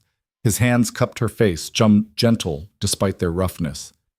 How do you feel about it? He asked. Leave it to Caleb to ask what she felt instead of telling her what to feel. Terrified, she admitted, and happy, and completely unprepared. That sounds about right. A slow smile spread across his face. We're going to have a baby. The wonder in his voice cracked something open in her chest. What if I'm no good at this? She whispered. What if I mess them up the way my father messed me up? You won't, Caleb said with absolute certainty, because you know what not to do, and because you're the strongest person I know. This kid's going to be lucky to have you as a mother. Elara wanted to believe him, wanted to trust that she could be different, better, whole. We'll figure it out together, Caleb said, echoing the words he'd spoken to her that first terrible winter, same as everything else. And somehow, that made it bearable. Winter came hard again, but Elara was ready for it this time. She'd stocked the pantry, organized the firewood, prepared the house. And she had something new to work for, the child growing inside her. The pregnancy was difficult. Montana winters didn't care that she was carrying a baby. The work still needed to be done. Caleb tried to take on more of her tasks, but she was stubborn, insisting she could manage. Until one day in January when she couldn't. She was carrying water from the well when dizziness swept over her. The bucket slipped from her hands. She stumbled, catching herself on the fence post. Caleb was there instantly, having seen from across the yard. That's it, he said firmly. You're done with the heavy work until after the baby comes. I can still... No. His voice was gentle, but absolute. I need you healthy, both of you. Let me take care of you for once. It went against every instinct she had. She'd spent her whole life proving she could carry her own weight, that she wasn't a burden. But the look in Caleb's eyes stopped her protests. He wanted to do this, wanted to protect her, care for her, shoulder the load. Okay, she said quietly. Okay. It was one of the hardest things she'd ever done. Accepting help. Accepting that sometimes being strong meant knowing when to lean on someone else. Caleb was relentless in his care. He brought her breakfast in bed, insisted she rest in the afternoons, took over all the physical labor. Tom and Jesse picked up the slack without complaint, treating her pregnancy like a fragile miracle that needed protecting. "You're spoiling me," Alara told Caleb one evening as he rubbed her swollen feet. "Good," he said simply. "You deserve to be spoiled." She'd never felt more loved. The baby came in late March during a late-season snowstorm that trapped them all inside for 3 days. The labor was long and brutal. Alara had helped birth dozens of calves, had seen the raw reality of life entering the world. But experiencing it herself was different. Overwhelming, terrifying. Caleb stayed with her the whole time, holding her hand, wiping her forehead, murmuring encouragement even when she screamed at him to shut up. When the baby finally came, a girl, red-faced and squalling, Alara felt something break open inside her that she hadn't known was locked. "She's perfect," Caleb breathed, his face wet with tears he didn't bother to hide. Alara held their daughter against her chest, this tiny, fierce creature, and felt the weight of responsibility settle onto her shoulders. But it wasn't the crushing weight of obligation she'd known before. This was purpose. This was love. "What should we name her?" Caleb asked. Alara thought about her mother, who'd left her that recipe book and those words of wisdom, who'd seen her worth even when no one else did. "Grace," she said. "For my mother. Her middle name was Grace." "Grace Cross," Caleb said, testing it out. "I like it." Their daughter opened her eyes, blue, unfocused, searching, and Alara made a silent promise. "You will never be invisible. You will never doubt your worth. You will be loved for exactly who you are." Spring arrived properly a few weeks later, and with it came a letter. Not from Virginia this time, but from the territorial governor's office. They were looking for citizens to serve on the newly formed county council, people with business acumen and community standing. They wanted Caleb to apply. "That's insane," he said, staring at the letter. "I'm just a rancher." "You're a successful businessman who's built something from nothing," Alara corrected, "and people respect you. You should do it." "I don't know the first thing about politics." "Then you'll learn, same as everything else." She smiled at him. "Besides, if they're forming a county government, someone with actual common sense should probably be involved." Caleb looked at her, then at Grace sleeping in her cradle, then back at the letter. "What do you think?" he asked. "Honestly?" Alara thought about it, about what it would mean for the ranch, for their family, about the opportunity to shape their community, to build something bigger than just their own survival. "I think you should do it," she said. "I think we've proven we can handle anything. Why not this?" So Caleb applied, and won. Suddenly, they weren't just ranchers anymore. They were leaders. People came to them for advice, for mediation, for help solving problems. The ranch became a gathering place, a hub of community activity. And Alara discovered she was good at it. The organizing, the diplomacy, the careful navigation of competing interests. All those years managing a failing estate had taught her skills she hadn't realized she possessed. She helped establish a school, organized a cooperative for ranchers to pool resources, mediated disputes between neighbors. She became someone people turned to, someone whose opinion mattered. She became visible in a way she'd never imagined possible. One evening, 2 years after Grace was born, Alara stood on the porch watching the sunset while their daughter played in the yard with a rag doll Caleb had made for her. Tom approached, hat in hand, looking uncomfortable. "Mrs. Cross? Got a minute?" "Of course, Tom." He shifted his weight, clearly struggling with something. "I just wanted to say, when the boss first brought you here, I thought you'd last maybe a month. City girl, didn't know nothing about ranching. Figured you'd run back east first chance you got." Alara smiled. "I know, you made that pretty clear." "Yeah, well," he cleared his throat. "I was wrong. Dead wrong. You're tougher than half the men I've worked with. And you've made this place into something real, something that matters. So I just wanted to say, I'm sorry for doubting you, and I'm glad you stayed." It was the longest speech she'd ever heard Tom make, and the sincerity in his voice brought tears to her eyes. "Thank you, Tom. she managed. That means a lot. He nodded gruffly and retreated before the moment could get any more emotional. Caleb found her a few minutes later, still standing there with tears on her cheeks. "What's wrong?" he asked immediately. "Nothing," she said, laughing through the tears. "Everything's right. That's the problem. I keep waiting for something to go wrong, for this to all fall apart, because it's too good to be real." Caleb pulled her close, his chin resting on top of her head. "It's real. You made it real. All that strength, all that stubbornness, you built this life. Not luck, not accident, you." Alara leaned into him, watching Grace chase a butterfly through the wildflowers, and felt something she'd never felt before. Peace. Not the absence of struggle. There would always be struggle. But the knowledge that she could handle it. That she wasn't alone, that she'd created something worth protecting. "I love you," she said quietly. "I love you too," Caleb replied. "Have since the day I saw you standing in that stable covered in mud, telling the truth when everyone else was lying. You never told me that. Didn't know it myself until later. But looking back, yeah, that's when it started."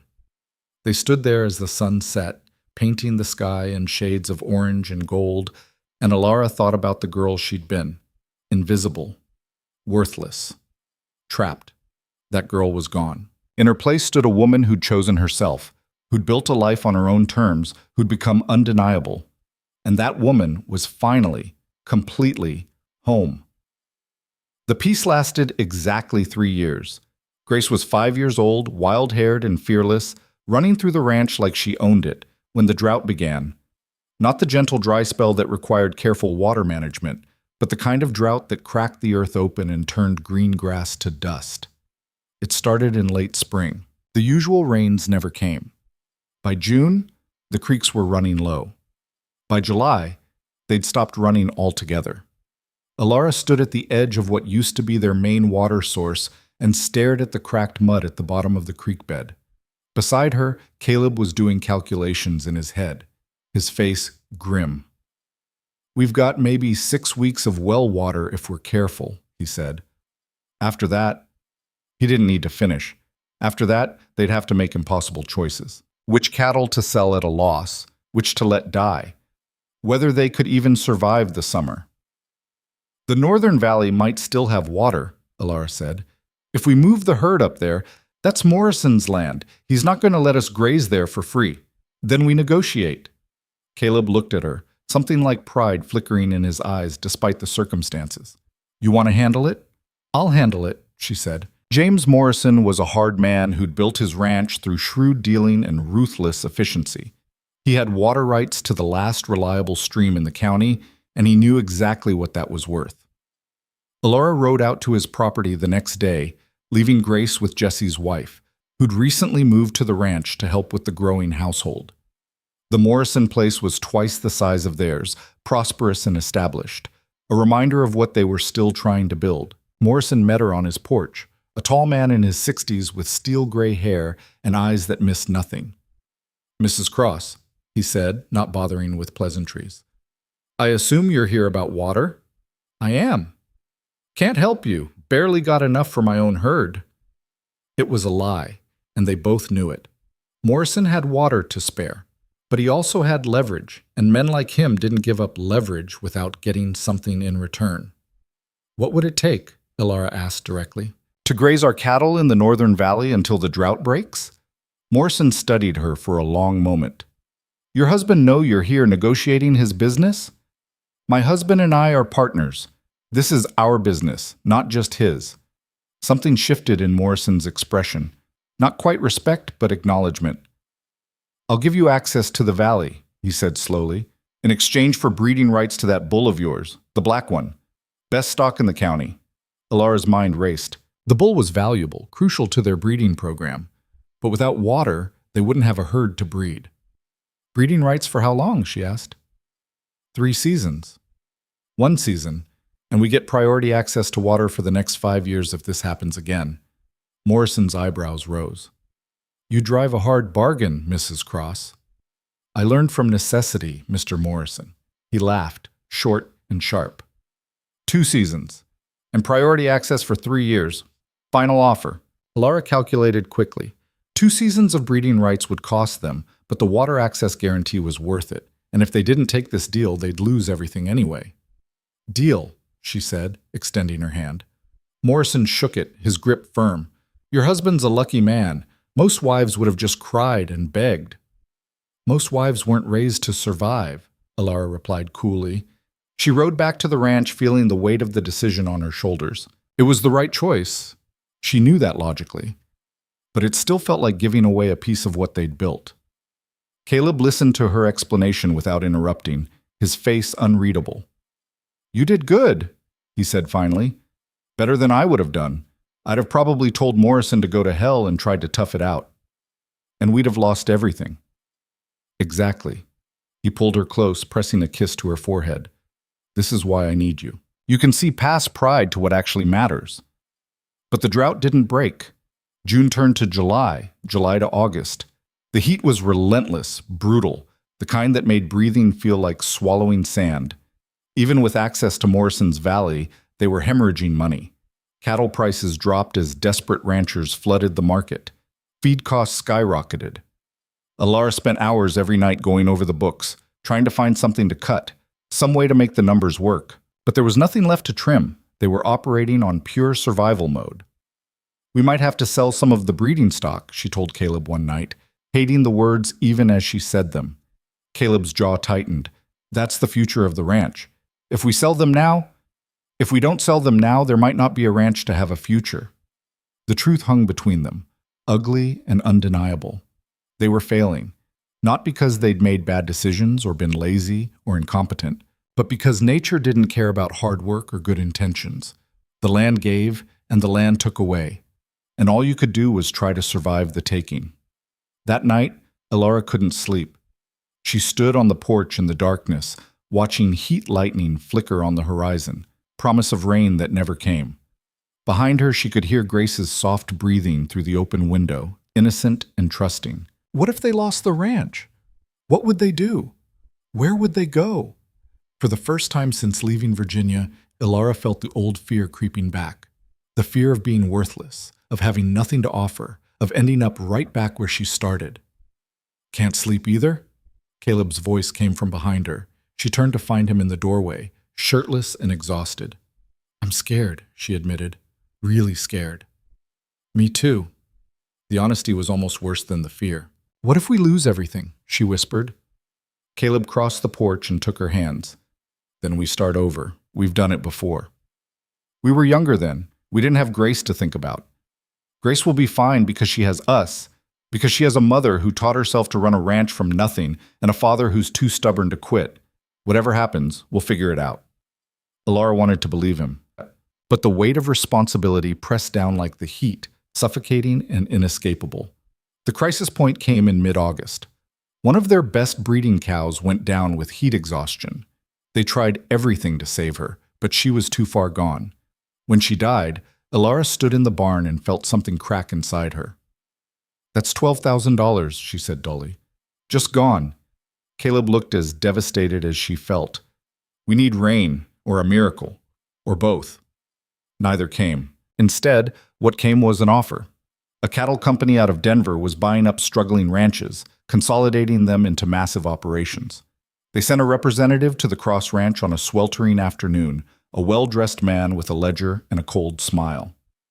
"Mr. and Mrs. Cross," he said, settling into their parlor like he owned it. "I'll be direct. We know you're in trouble. The drought's killing you. We'd like to make an offer on your property." "We're not selling," Caleb said immediately. The representative smiled. "You haven't heard the offer yet." He laid out the terms. They'd buy the ranch, the cattle, everything. The price was fair, more than fair, actually. Enough to pay off their debts and still have money left over to start fresh somewhere else. "You'd be fools not to take it," the man said. "The drought's not breaking anytime soon. You hold on much longer, you'll lose everything and get nothing. This way you walk away with capital, start over somewhere with better water." After he left, Alara and Caleb sat in silence. "It's a good offer," Alara said finally. "You want to take it?" She looked around the house they'd built together. The kitchen where she'd learned to cook for ranch hands. The bedroom where Grace had been born. The porch where she'd stood countless evenings watching the sunset. "No," she said. But I don't want to lose everything either. We've got about 3 weeks before we're in real trouble, Caleb said. If it rains in that time, we can survive. If it doesn't, then we take the offer. It was the most pragmatic decision they'd ever made, and it felt like giving up. The next 2 weeks were agony. Every morning, Alara woke up and checked the sky. Every morning, it was clear and merciless. The heat didn't break. The clouds didn't gather. Hope became a luxury they couldn't afford. Grace sensed something was wrong. She was 5 years old, too young to understand drought economics, but old enough to feel the tension in the house. "Mama, why are you sad?" she asked one evening, crawling into Alara's lap. Alara held her daughter close, breathing in the sweet smell of her hair. "Just worried about the ranch, sweetheart." "Will we have to leave?" The question hit like a punch. "I don't know," Alara said honestly. "Maybe."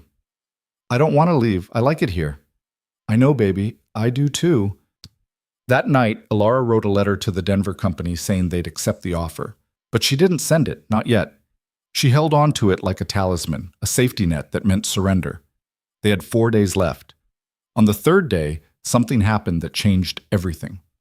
Alara was in town picking up supplies when she ran into Sarah Chen, a widow who ran a small ranch on the eastern edge of the county. Sarah looked exhausted, her face lined with the same worry everyone was carrying. "How are you holding up?" Alara asked. "Barely," Sarah admitted. "Lost half my herd. Thinking about selling to that Denver outfit." "We are too," Alara confessed. Sarah's face fell. "If you're giving up, what chance do the rest of us have? You and Caleb are the strongest ranchers in this county." The words stopped Alara cold. "We're not the strongest. We're just as desperate as everyone else." "But you don't quit. Everyone knows that. When things get hard, people look to you two to see what to do. If you sell out," Sarah shook her head, "it'll be like watching the whole community collapse." Alara hadn't thought about it that way, hadn't realized that their struggle was being watched, that their choices would ripple out beyond just their own ranch.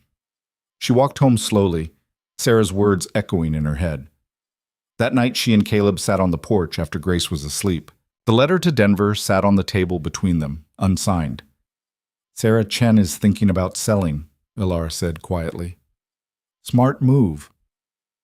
She said people are watching us to see what we do, that if we give up, it'll break something in the community." Caleb was silent for a long moment. "That's not our responsibility. We didn't ask to be leaders." "No, but we are anyway." He looked at her, exhausted and conflicted. "What do you want to do?"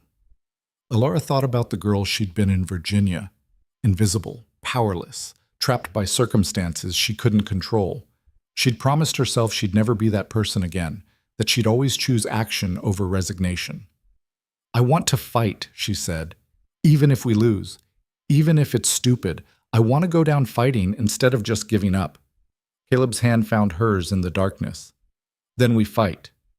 Alara took the letter to Denver and tore it in half. The next morning, she called a community meeting at the ranch. Word spread quickly. By afternoon, 20 ranchers had gathered in their barn, all wearing the same expression of desperate hope. Alara stood in front of them, Grace clinging to her skirt, and felt the weight of every pair of eyes on her. "We're all in the same situation," she started. "The drought is killing us. The big companies are circling like vultures.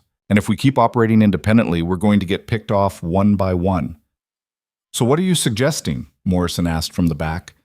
"That we all hold hands and pray for rain?" "No, I'm suggesting we pool our resources, share water access, coordinate cattle sales so we're not all flooding the market at once, buy feed in bulk to reduce costs. We're stronger together than we are alone." "That's easy for you to say," another rancher called out. "You've got Morrison's water. The rest of us are dying." Alara looked at Morrison. "What if we expanded the agreement, opened the Northern Valley to everyone who needs it, not just us?" Morrison's eyes narrowed. "And what do I get out of that?" "A community that survives," Alara said. "Because if everyone else fails and sells out to Denver, how long do you think it'll be before they come for you? Before they make you an offer you can't refuse and consolidate this whole county into one big corporate ranch?" The barn went quiet. Morrison's jaw worked as he thought. "She's right," he said finally. "I've seen it happen in other counties. They pick off the weak first, then come for the strong. If we don't stick together, we're all going to end up working for some company that doesn't give a damn about this land." The mood in the barn shifted. Hope, fragile and tentative, began to bloom. They spent the next 3 hours hammering out details: water sharing agreements, coordinated selling strategies, bulk purchasing cooperatives. It wasn't perfect, and there were arguments, but slowly a plan emerged. By the time everyone left, Alara was exhausted but energized. They'd done something. Maybe it wouldn't be enough, but at least they'd tried. Caleb found her sitting on a hay bale after everyone had gone, staring at nothing. "You were amazing," he said. "I was terrified. Couldn't tell." He sat beside her. "You really think this will work?" "I have no idea, but it's better than giving up." He pulled her close. "I'm proud of you. The way you stood up there, brought everyone together, that took real courage. Or real stupidity. Sometimes they're the same thing." That night, Alara lay awake listening to the wind. Still no rain, still no relief. But something had shifted. They weren't alone anymore. They were part of something bigger. The cooperative arrangement helped, but it wasn't a solution. They were still losing money, still watching cattle die, still fighting a battle they might not win. But they were fighting together. 2 days before their deadline, the point where they'd have no choice but to sell, a telegram arrived. It was from Vivian. Alara's hands shook as she opened it. She hadn't heard from her sister in over a year. The last she'd known, Vivian was living in Richmond with Edgar, playing the role of society wife. The telegram was brief. "Edgar. Dead. Stop. Heart attack. Stop. Can I come to you? Stop. Vivian." Alara stared at the words, her mind reeling. Edgar was dead. Vivian was free. And her sister needed her. She showed the telegram to Caleb. "What do you want to do?" he asked. "Tell her to come, if she wants to. We can barely feed ourselves right now. She's my sister, and she needs help."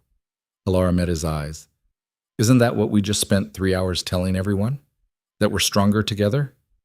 Caleb's expression softened. "Send the telegram." Vivian arrived 3 weeks later, stepping off the train in Billings with a single trunk and a face that had aged a decade. She was 30 years old but looked 40, her beauty worn thin by years of careful pretense. When she saw Alara waiting on the platform, she burst into tears.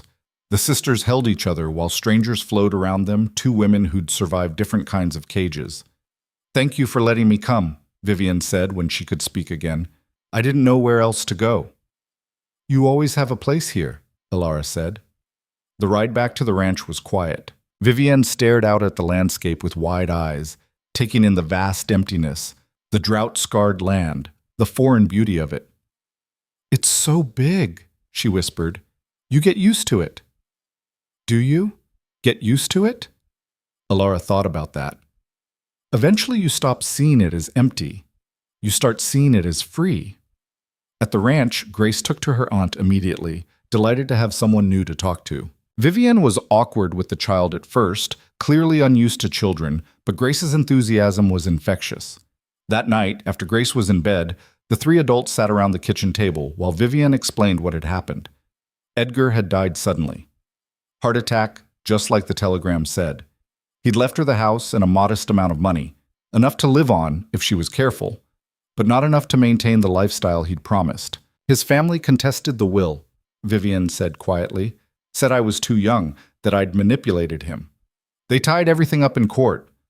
I spent the last year fighting them and lost. They took the house, most of the money, everything. I have maybe $3,000 left. That's it. That's not nothing, Caleb said. It's not enough to start over in Richmond. Not as a widow with no family, no connections. Vivian's voice cracked. I trained my whole life to be a wife. That was supposed to be my security, and now you get to decide who you want to be, Alara finished, without anyone telling you. Vivian looked at her sister with something like desperation. I don't know who that is. I never learned. Then you'll learn now, Alara said firmly, if you want to. What else would I do? Go back to Virginia and live with father? The thought was clearly unbearable. You could stay here, Caleb offered. We could use the help, and the company would do Grace good. Vivian stared at him. You'd let me stay, even though I can't do anything useful? You can learn, Alara said. Same as I did. It won't be easy, But if you're willing to work, I'm willing, Vivian said quickly. I'll do anything. Clean, cook, whatever you need. I can't be alone right now. I can't go back to being what I was. Alara reached across the table and took her sister's hand. Then don't. Be something new. The next morning, Vivian's education began. Alara started her with the basics: cooking for ranch hands, managing the household, tending the garden. Vivian was terrible at all of it. She burned bread, oversalted stew, couldn't tell a weed from a vegetable. But she kept trying. Watching her sister struggle and persist, Alara saw echoes of her own journey. The frustration of failing at simple tasks. The humiliation of incompetence. The slow, hard-won progress. I'm useless, Vivian said one afternoon, close to tears after ruining another batch of biscuits. You're not useless. You're learning. There's a difference. You learned faster than this. I had to. I didn't have a choice. You have time to learn properly. Vivian wiped her eyes. I hate feeling stupid. Then use that. Let it drive you to get better instead of giving up. It was harsh but honest, and Vivian responded to it. Slowly, painfully, she improved. The biscuits stopped burning. The weeds got pulled. She learned to milk the cow without getting kicked. Small victories that built into competence. And something else happened. Vivian started smiling again. Real smiles, not the careful, practiced ones from her society days. I like this, she admitted one evening while helping Alara preserve vegetables. Her hands were stained and rough, her dress plain and practical. I like actually doing things, making things. I didn't know it could feel like this. Like what? Alara asked. Like I matter. Like what I do makes a difference. Alara understood exactly what she meant. Meanwhile, the drought finally broke. It happened on a Tuesday in early September. Alara woke to the sound of rain on the roof, gentle at first, then harder, steadier. She sat up in bed, hardly daring to believe it. Caleb was already at the window, staring out at the miracle falling from the sky. Is it real? Alara whispered. It's real. They stood there watching the rain pour down, washing away months of dust and desperation. Grace woke up and ran to the window, pressing her face against the glass. Mama, it's raining! Alara laughed, the sound almost hysterical with relief. Yes, baby, it's raining. The rain lasted for 3 days. When it finally stopped, the land looked transformed. Not healed, it would take months for that. But alive again, possible again. The community gathering that followed was part celebration, part reckoning. They'd survived. Barely, but they'd done it. And they'd done it together. Morrison stood up during the meeting, his gruff face softened slightly. We made it through the worst drought in 20 years because we stopped thinking about our own ranches and started thinking about all of us. That's worth remembering when times are good again. There were nods and murmurs of agreement around the room. Mrs. Cross, Morrison continued, looking directly at Alara, I want to thank you. You could have sold out and saved yourself. Instead, you brought us together. That took guts. Alara felt Caleb's hand squeeze hers under the table. We're stronger together, she said simply. That's all I know. That night, bone-tired but content, Alara walked through the ranch that had become her home. The cattle were starting to recover. The land was healing.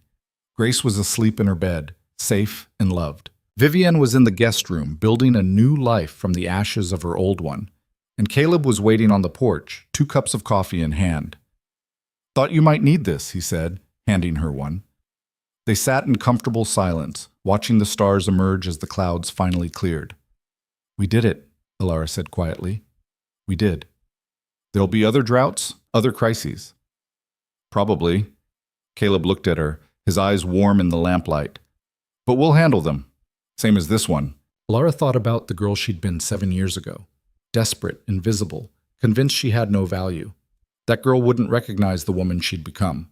Ranch owner, community leader, mother, wife, partner, someone who mattered.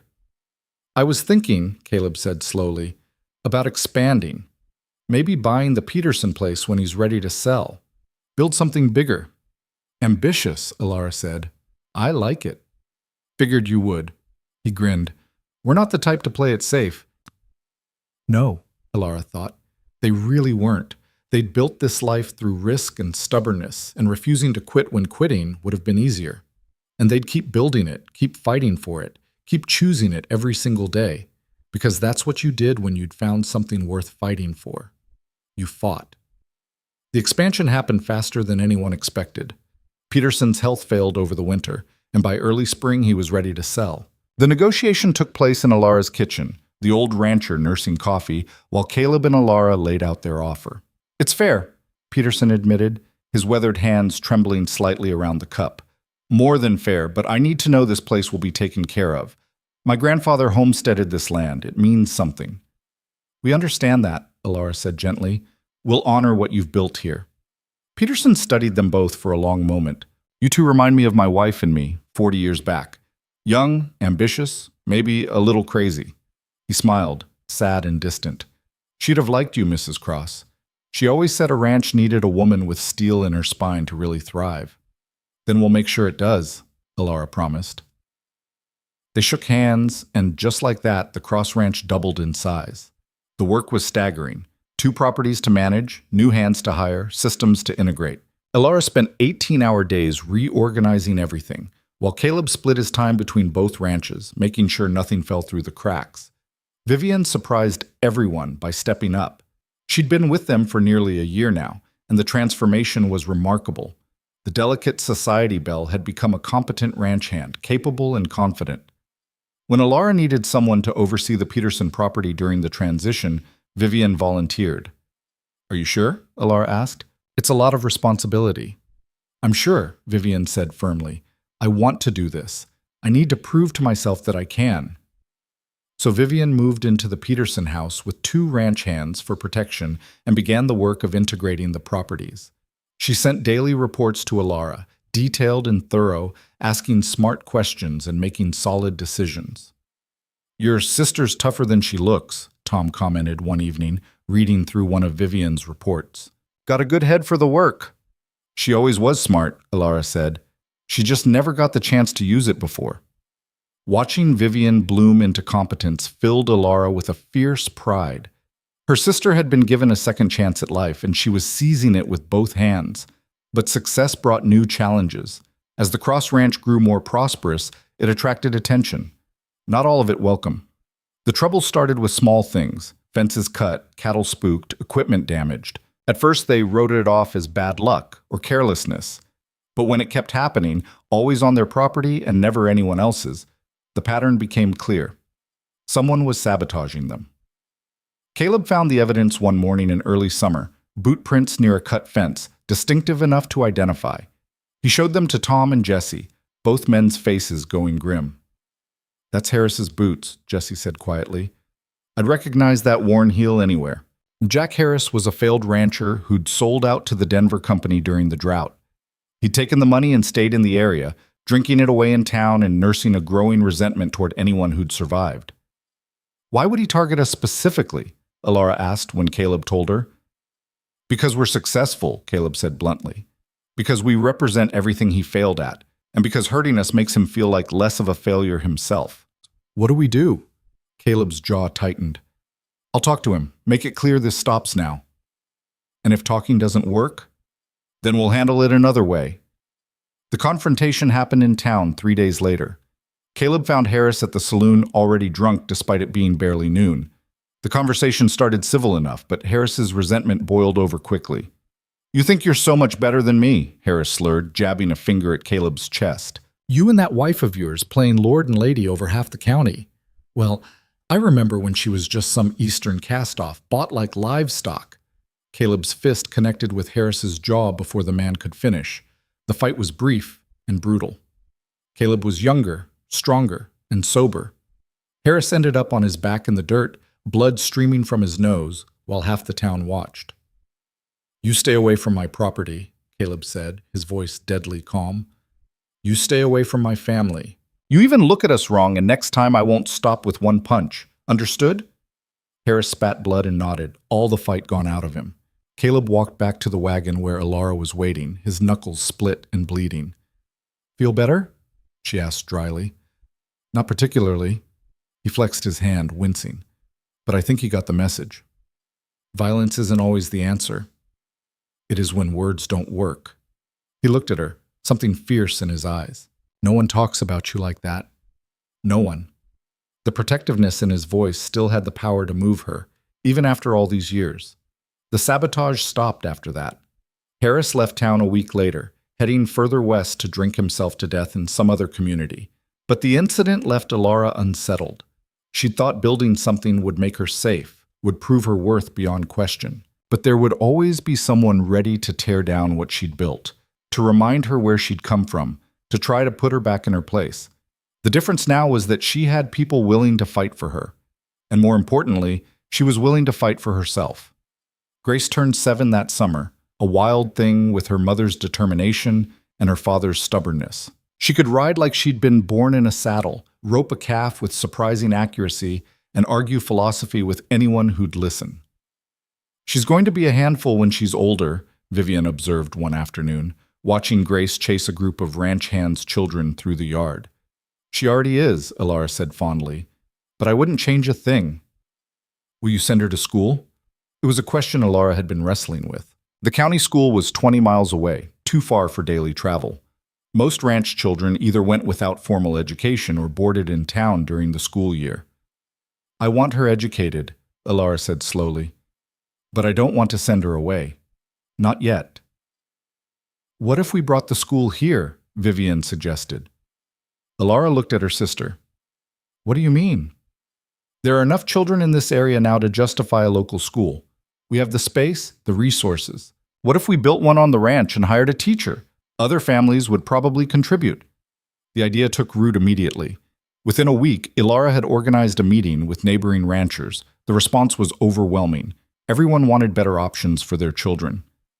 We can build the schoolhouse on the eastern section, Morrison offered. That's roughly central to everyone's properties. I'll donate the land and lumber. I can help with construction, another rancher volunteered. We'll need to find a qualified teacher, Alara said, already making mental lists, and arrange boarding for whoever we hire. They can stay at the Peterson house with me, Vivian offered. I've got the space, and I'd enjoy the company. It was decided. By fall, they'd have a school. The building went up in record time, the whole community pitching in. It was a simple structure, one room, sturdy and practical, but to Alara it represented something bigger. Investment in the future. Commitment to staying, to building something that would outlast them. Finding a teacher proved harder. Most educated women didn't want to come to rural Montana, and those who did often didn't last long. They went through 3 candidates before they found Rebecca Walsh. Rebecca was 35, plain and practical, with a sharp mind and no patience for nonsense. She'd taught in Boston for 10 years before her fiancé died, and she'd decided she needed a complete change. I want to be somewhere real, she told Alara during the interview. Somewhere the work matters. I'm tired of teaching privileged children who don't appreciate what they have. It won't be easy out here, Alara warned. The children are smart, but rough. Resources are limited, and you'll be isolated. Sounds perfect, Rebecca said with a slight smile. She started in September with 12 students ranging from 6 to 14. Grace thrived under Rebecca's teaching, soaking up knowledge like parched earth absorbing rain. She learned to read voraciously, doing math that made Alara's head spin, asking questions that had no easy answers. Where did we come from? Grace asked one night at dinner. Caleb nearly choked on his food. That's a biology question for your teacher. Not like that, Papa. Grace rolled her eyes with all the exasperation a 7-year-old could muster. I mean our family. Where did Mama come from before Montana? Alara felt Caleb's eyes on her, leaving the choice to her. She'd never talked much about Virginia, had tried to leave that girl behind completely, but Grace deserved to know her history. I came from Virginia, Alara said carefully, from a big house that was falling apart. My father tried to sell my sister to your papa, but he chose me instead. Grace's eyes went wide. Papa bought you? It was different back then, Caleb said uncomfortably. It was more like a business arrangement that became something real. That's weird, Grace declared. Very weird, Alara agreed. But it worked out. Did you love Papa when you married him? The question was innocent, but it cut deep. No, Alara said honestly. I barely knew him, but I loved what he offered me. A chance to be something more than what I was. The love came later. How much later? Caleb laughed. She's got your directness. About 6 months, Ilara told her daughter. It took 6 months of working together, surviving together, before I realized your papa wasn't just a partner. He was my best friend. And somewhere along the way, I fell in love with my best friend. Grace seemed satisfied with this answer. Aunt Vivian says you're the bravest person she knows. Aunt Vivian is biased. Are you brave, Mama? Ilara thought about the question. Was she brave, or just stubborn, just determined not to be invisible anymore? I'm brave enough, she said finally. Brave enough to keep trying even when I'm scared. That's all bravery really is, sweetheart. Being scared and doing the hard thing anyway. Grace nodded solemnly, filing this information away. That winter brought new challenges. Not environmental this time, but political. The territory was pushing for statehood, and with it came questions about land rights, water access, and governance. Caleb's position on the county council meant he was in the middle of it all. They want to redraw the water rights, he told Ilara one night, spreading maps across the kitchen table. Some of the big corporate ranches are arguing that the current system is unfair, that they should have priority based on acreage, which would destroy the cooperative we built, Ilara said immediately. Exactly. The small ranchers would be squeezed out. Can you fight it? I can try. But I'm one voice on a council of 12, and half of them are in the big companies' pockets. Ilara studied the maps, her mind working. What if we went over their heads? Directly to the territorial legislature? We'd need public support. A petition, maybe. Proof that the current system works better for the community. I can get that, Ilara said with certainty. She spent the next 3 weeks riding to every ranch in the county, documenting how the cooperative water system had saved them during the drought. She gathered signatures, testimonials, hard numbers that proved shared resources benefited everyone. Morrison helped, his credibility as the largest independent rancher carrying weight. Vivian helped too, her education and careful handwriting turning rough testimonials into polished statements. When Ilara presented the petition to the territorial legislature, she had 300 signatures and a 40-page report documenting the success of their cooperative model. The committee chairman looked at her with undisguised surprise. Mrs. Cross, I have to say, this is the most thorough civilian petition I've ever seen. Water rights are about survival, not politics, Ilara said firmly. These people trusted me to represent them. I took that seriously. I can see that. He flipped through the report. This will carry significant weight in our decision. The legislature voted to maintain the current water rights system, with modifications that actually strengthened protections for small ranchers. It was a complete victory, and Ilara's role in it didn't go unnoticed. A newspaper reporter from Helena interviewed her for a story about women's influence in territorial politics. The resulting article painted her as a frontier reformer, a woman who'd built power through competence rather than connections. Listen to this, Caleb said one morning, reading the newspaper aloud. Mrs. Ilara Cross represents a new type of Western woman, educated, capable, and unafraid to challenge established power structures. Her success suggests that the future of Montana may well be shaped by those who've proven themselves through action rather than inheritance. That's embarrassing, Ilara muttered. That's accurate, Caleb corrected. You should be proud. I just did what needed doing. Exactly. And that's why people respect you. But with visibility came vulnerability. Not everyone appreciated a woman wielding political influence. Ilara started receiving letters, some supportive, but others vicious. Anonymous cowards calling her unwomanly, unnatural, a bad influence on proper ladies. One letter in particular was cruel enough that Caleb wanted to burn it immediately. Don't, Ilara said, taking it from him. I want to remember this. Why would you want to remember someone calling you those things? Because it proves I matter. People don't waste energy hating someone who's invisible. They're angry because I'm taking up space, making noise, refusing to disappear. She folded the letter carefully. That means I'm doing something right. Caleb looked at her with something like awe. How did you get this strong? I had a good teacher, she said, kissing him. You taught me that my worth wasn't in what others thought of me. Just took me a while to really believe it. Spring brought unexpected news. Ilara was pregnant again.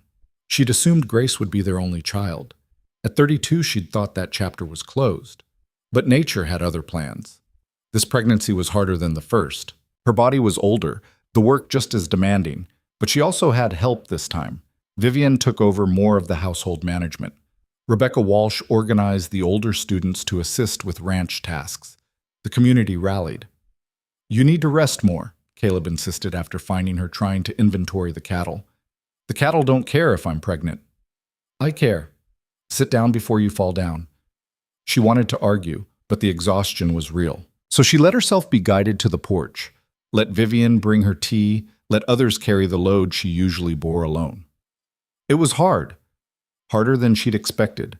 Accepting help felt like admitting weakness, and weakness still terrified her. "You know it's not weak to let people help you, right?" Vivian said one afternoon, catching Alara's frustrated expression. Logically, yes. Emotionally, it feels like giving up control. Or it feels like trusting people, like believing you've built something strong enough to stand without you holding it up every second. The words hit home. Alara had spent so many years being the only thing holding her world together that she'd forgotten how to share the burden. "When did you get so wise?" she asked her sister. "I learned from watching you. You taught me that strength isn't about doing everything alone. It's about knowing when to fight and when to lean on your people." Vivian smiled.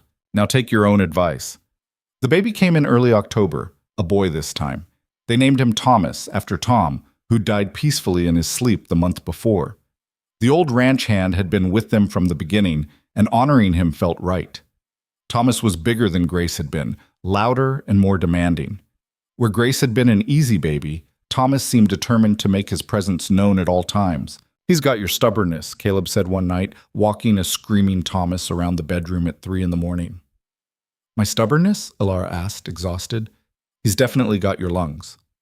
Despite the sleepless nights and constant demands, Alara felt a contentment she'd never known. Her family was growing, her ranch was thriving, her community valued her. She'd built a life that mattered. Grace was fascinated by her baby brother, treating him like a living doll to be studied and cared for.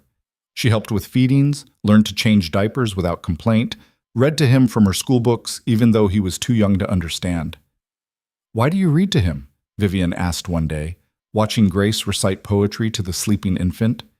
"Because Mama says words matter, even when you can't understand them yet. They get into your bones and make you who you are." Alara, overhearing this from the kitchen, felt her throat tighten. Her daughter was listening, learning, becoming someone fierce and capable and kind.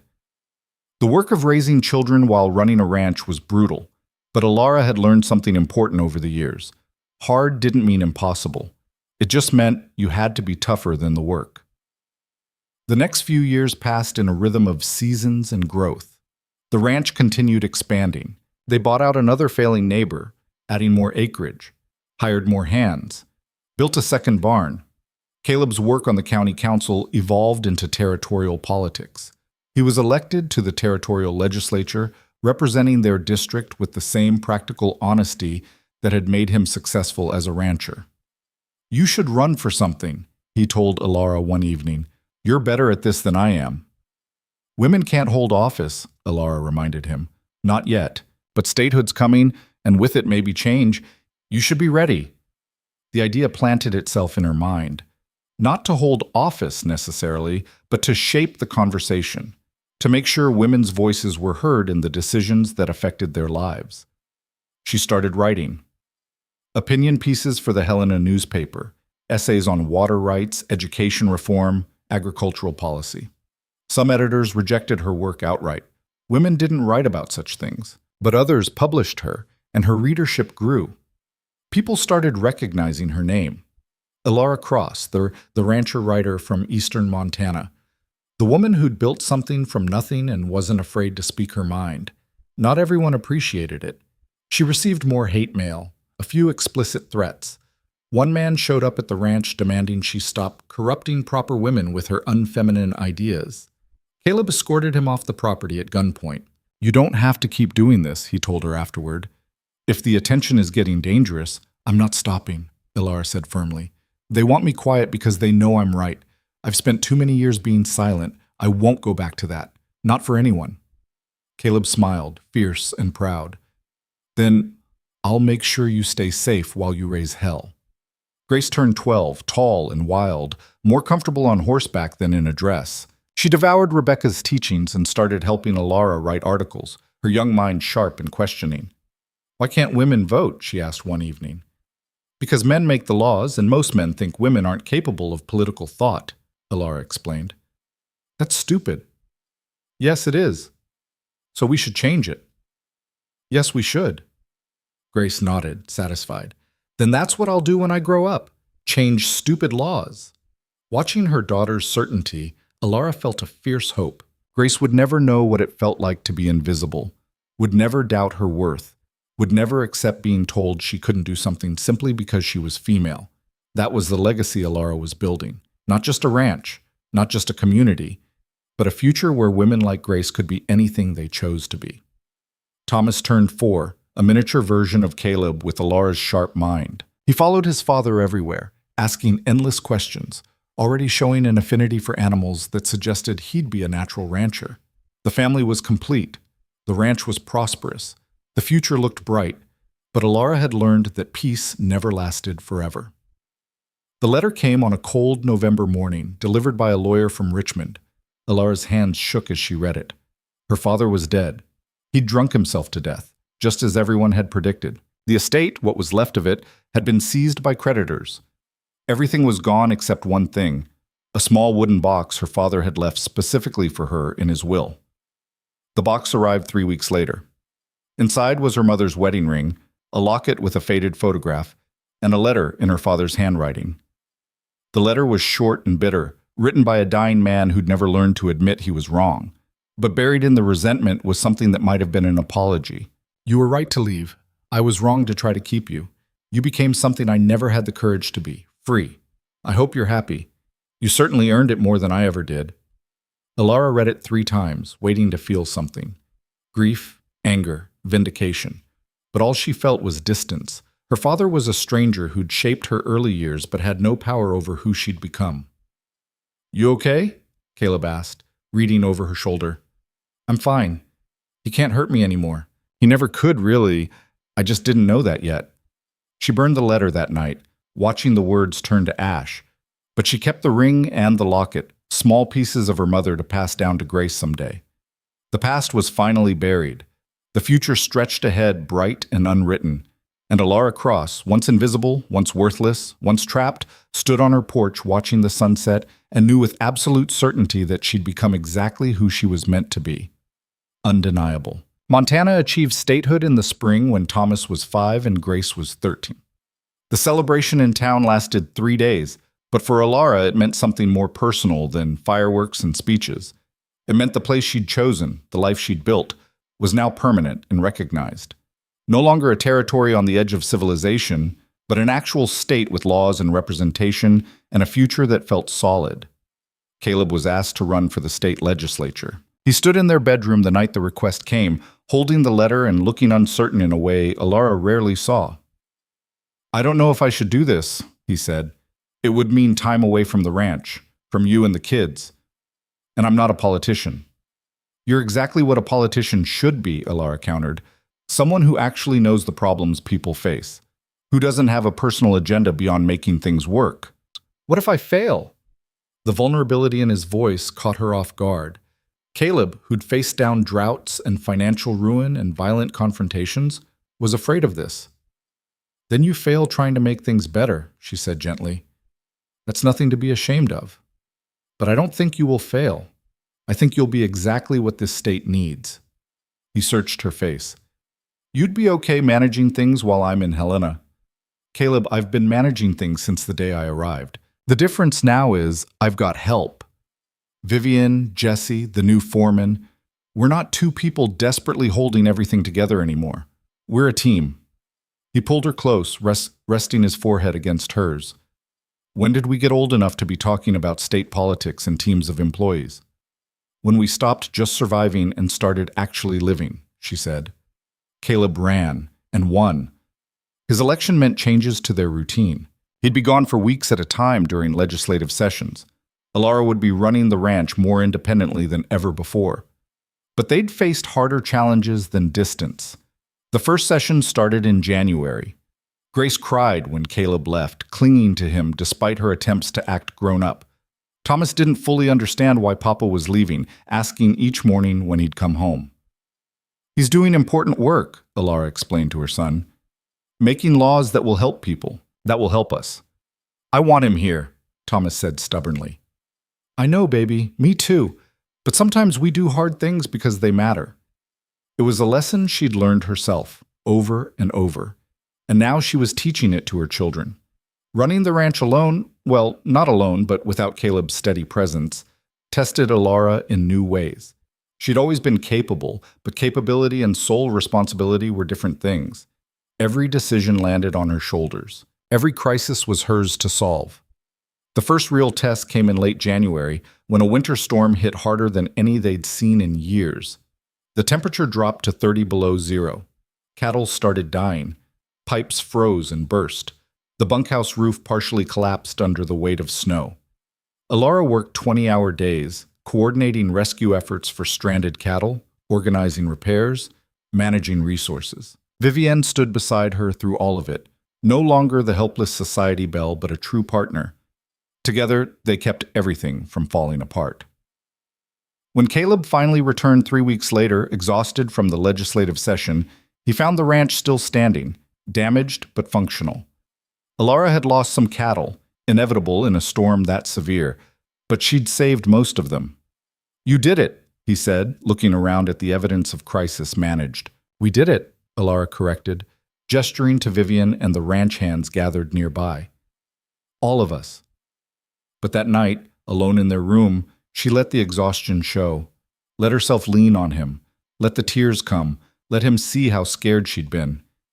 "I kept thinking, what if I make the wrong call? What if I lose everything we've built because you're not here?" "But you didn't," Caleb said, stroking her hair. "You made the right calls, same as you always do." "I missed you. The kids missed you." "I know. I missed you too. Every day." He pulled back to look at her. "Is this too much? Me being gone? Because I can—" "No," Alara said firmly. "Don't you dare quit because it's hard. We've never quit anything because it was hard. We figure it out and we push through. That's who we are." He smiled, tired and grateful. "There's my stubborn wife." She never left, just got a little lonely.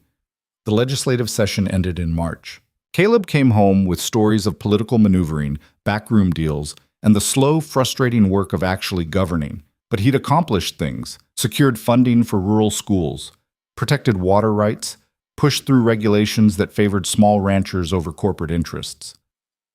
"You're good at this," Alara told him, reading through the bills he'd sponsored. "I'm learning, but I'll tell you what, politics makes ranching look simple." Grace, now 13 and sharp as a blade, started asking her father detailed questions about how government worked.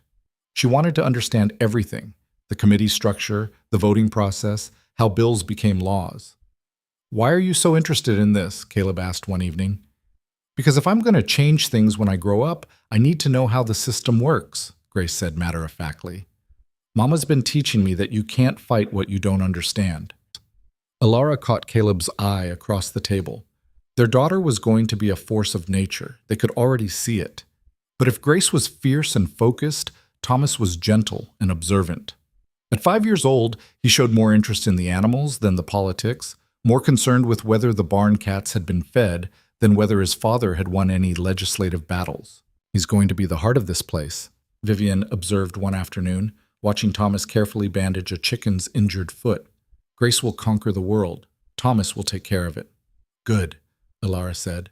"The world needs both." The years that followed established a new rhythm. Caleb split his time between the ranch and Helena. Alara managed the day-to-day operations with Vivian's help. Grace excelled in school and started writing her own articles about women's suffrage, education reform, and agricultural policy. Thomas grew into a quiet, competent boy who could gentle a spooked horse or deliver a calf with the same calm efficiency. The ranch continued to expand. They bought 2 more properties, consolidating until they owned nearly 10,000 acres. They hired more hands, built better facilities, invested in breeding stock that improved the quality of their herd. They became, by any measure, successful. But success brought its own complications. The problem started with a simple disagreement over grazing rights. A new corporate ranch had moved in on the western edge of the county, bought up by Eastern investors who knew nothing about ranching but saw Montana as a profitable investment. They started pushing boundaries, literally and figuratively, grazing cattle on disputed land and challenging the cooperative water agreements. The first confrontation happened at a county council meeting. The corporate ranch's manager, a cold-eyed man named Stevens, stood up and accused the local ranchers of monopolizing resources. "The current system is designed to favor established interests," he said smoothly. "It prevents new operations from competing fairly." Morrison, now in his 70s but still sharp, stood up to respond. "The current system kept us all alive during the drought. Your bosses weren't here for that. They don't understand what it takes to survive out here." "We understand profit," Stevens shot back, "and the law. We have every right to access public lands and water sources." The argument escalated quickly. Tempers flared, threats were made. Alara, watching from the back of the room, realized this wasn't just about grazing rights. It was about two fundamentally different visions for Montana's future: community-based ranching versus corporate consolidation. When the meeting finally ended, nothing had been resolved, but lines had been drawn. Caleb came home that night looking worried. "This is going to get ugly." "How ugly?" Alara asked. "They're bringing in lawyers, challenging our water rights in court. If they win, it could undo everything we've built." Alara felt a familiar fear claw at her chest. After everything they'd survived, after all the years of fighting and building, could they lose it all to some corporation with deep pockets and expensive attorneys? "Then we fight back," she said, pushing down the fear. "We've beaten worse odds." The legal battle consumed the next year. Lawyers on both sides filed briefs, made arguments, challenged precedents. The corporate ranch had money and legal expertise. But the local ranchers had something more powerful: documentation. Alara spent months compiling evidence. Every water agreement, every cooperative arrangement, every instance where the current system had prevented disaster. She interviewed ranchers, collected testimonials, built an irrefutable case for why the existing structure needed to be preserved. She also wrote opinion pieces for newspapers across the state, making the case not just legally, but morally, explaining why corporate consolidation was a threat to rural communities, to family ranches, to the very character of Montana. Her articles got picked up by papers in neighboring states. Suddenly, the case wasn't just a local dispute. It was a national conversation about land rights, corporate power, and the future of the American West. "You've made yourself the face of this fight," Vivian warned one evening. "That makes you a target." "I've been a target before," Alara replied. "I'm still here." But the pressure was intense. The corporate ranch's lawyers tried to discredit her, questioning her motives, suggesting she was just protecting her own interests. They dug into her past, finding details about her purchase marriage to Caleb and using it to paint her as someone of questionable character. The attacks were vicious and personal. Newspaper editorials called her manipulative, opportunistic, a woman who'd slept her way to power and now wielded it irresponsibly. Grace, now 15, read one of the particularly nasty articles and came to her mother in tears. "How can they say these things about you? They don't even know you." Alara pulled her daughter close. "They say these things because they're afraid, because I'm a woman who refuses to be quiet, and that terrifies men who think women should be decorative and silent. The louder they scream about me, the more I know I'm doing something that matters." "Doesn't it hurt?" "Yes," Alara admitted. "It hurts every time. But I've learned that my worth isn't determined by what cruel people say about me. It's determined by what I do, what I build, who I help. That's the only measure that matters." Grace absorbed this, her young face fierce. "Then I'm going to write my own article, defending you." "You don't have to." "Yes, I do. Because you taught me to fight for what's right, and defending you is right." Grace's article, published under her own name in the Helena newspaper, was a passionate defense of her mother's work and character. It was also remarkably sophisticated for a 15-year-old, demonstrating a sharp understanding of both the legal issues and the broader social implications. The response was immediate. Other women started writing letters in support. Ranchers who'd been quiet spoke up. The narrative began to shift. The case finally went to court in the spring. Alara sat in the courtroom every day, watching lawyers argue over the future she'd helped build. Caleb sat beside her when he could, holding her hand through the long, technical proceedings. The judge was a stern man in his 60s, known for being rigidly fair. He listened to both sides without expression, occasionally asking pointed questions that suggested he understood the deeper issues at play. When it came time for closing arguments, the corporate ranch's lawyer painted a picture of progress being stifled by outdated cooperative arrangements. He argued for modernization, efficiency, the inevitability of change. Then their lawyer stood up. He was a young man named Peterson, the grandson of the rancher whose property Alara and Caleb had bought years before. He'd gone to law school back east, but had come home to Montana specifically to handle cases like this. His argument was simple but devastating. He showed the judge what Montana had been before the cooperative system: vulnerable, divided, easy prey for outside interests. Then he showed what it had become: stable, resilient, community-focused. He presented Alara's documentation, testimony from dozens of ranchers, evidence of how the system had prevented disaster during the drought. Your Honor, Peterson concluded, this isn't about preventing progress. It's about defining what progress actually means. Is it corporate profits extracted from the land and shipped east? Or is it sustainable communities, family ranches, people who love this land building something that will last beyond their lifetimes? The evidence shows that the current system works. The only reason to destroy it is greed. The courtroom was silent when he sat down. The judge took 3 weeks to make his decision. They were the longest 3 weeks of Alara's life. Every day felt like waiting for a verdict on her entire existence. When the decision finally came, Caleb was in Helena for a special session. Alara sat in the courtroom alone, her hands clenched so tightly her nails drew blood from her palms. The judge read his decision in a flat, unemotional voice. He ruled in favor of the local ranchers, finding that the cooperative water system was not only legal but beneficial to the public good. He rejected the corporate ranchers' challenges and imposed restrictions on their ability to challenge the agreements in the future. They'd won. Alara sat there, stunned, as people around her erupted in celebration. She'd actually won. They all had. The corporate ranch filed an appeal, but it was half-hearted. Within 6 months, they'd sold out to a consortium of local ranchers.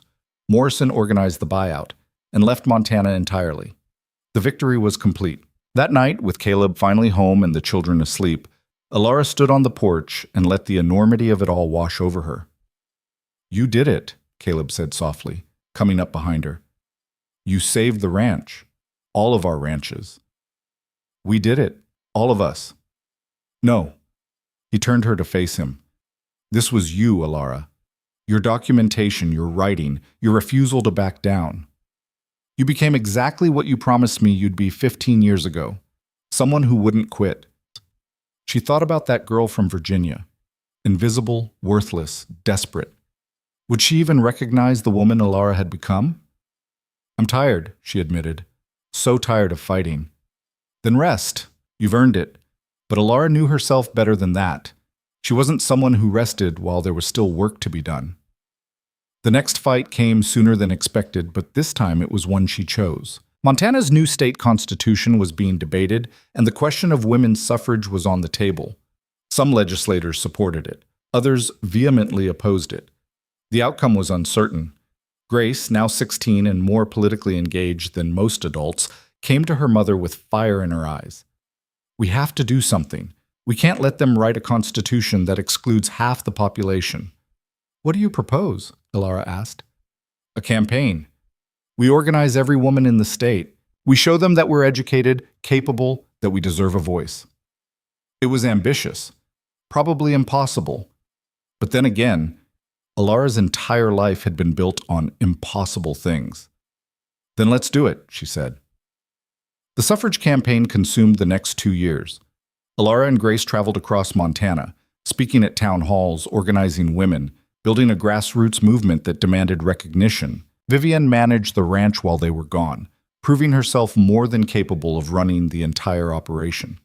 The opposition was fierce: men who saw women's suffrage as a threat to natural order, religious leaders who quoted scripture about women's proper place, politicians who feared losing power if the electorate doubled. But the suffragists were fiercer. They organized demonstrations, wrote letters, created petitions. They showed up at legislative sessions in such numbers that the building couldn't hold them all. They made themselves impossible to ignore. Alara became one of the public faces of the movement. Her story, bought like livestock, becoming a successful rancher and political activist, resonated with women across the state. She represented possibility, transformation, the radical idea that women could be more than what society told them they were allowed to be. The vote came in the summer when Grace was 17. The state legislature would decide whether Montana's constitution would include women's suffrage. Alara, Grace, and hundreds of other women packed the gallery, waiting. The debate was heated. Men stood up and made impassioned speeches about why women shouldn't vote. Women couldn't be trusted with political decisions. They were too emotional, too easily swayed, too focused on domestic concerns to understand complex issues. Then Caleb stood up. "Gentlemen," he said, his voice carrying across the chamber, "I've been listening to these arguments all day, and I have to say they're insulting, not just to women, but to all of us. My wife manages a 10,000-acre ranch, employs 30 people, makes financial decisions that affect dozens of families, fought off a corporate takeover, and helped build the cooperative system that saved this county during the drought. If she's capable of all that, how exactly is she not capable of voting? And if we're honest, most of the men in this room couldn't do half of what she's done." The gallery erupted in applause. The speaker had to call for order. Other legislators stood up to speak, some in favor, others against. But Caleb's words had shifted something, made the abstract argument concrete and personal. When the vote finally came, it passed by 3 votes. Montana would grant women the right to vote. The celebration was massive. Women poured out of the gallery, crying and laughing and hugging strangers. Grace threw her arms around her mother, both of them weeping with joy. "We did it," Grace sobbed. "Mama, we actually did it." "You did it," Alara corrected. "Your generation. This is your victory." But it was their victory too. Every woman who'd fought, who'd refused to be silent, who'd demanded to be seen. Alara found Caleb in the crowd and kissed him, not caring who was watching. "Thank you," she whispered, "for seeing me. From the very beginning. For knowing I was worth something when everyone else said I wasn't." "I didn't make you strong," Caleb said. "You always were. I just recognized it." That night, the whole family, Caleb, Alara, Grace, Thomas, and Vivian, sat on the porch of the ranch house and watched the stars come out. The same stars Alara had looked at 15 years ago, terrified and uncertain, not knowing if she'd survive the choice she'd made. "What are you thinking about?" Grace asked her mother. "About how far we've come. About the girl I used to be. Do you ever regret it? Leaving Virginia? Coming here?"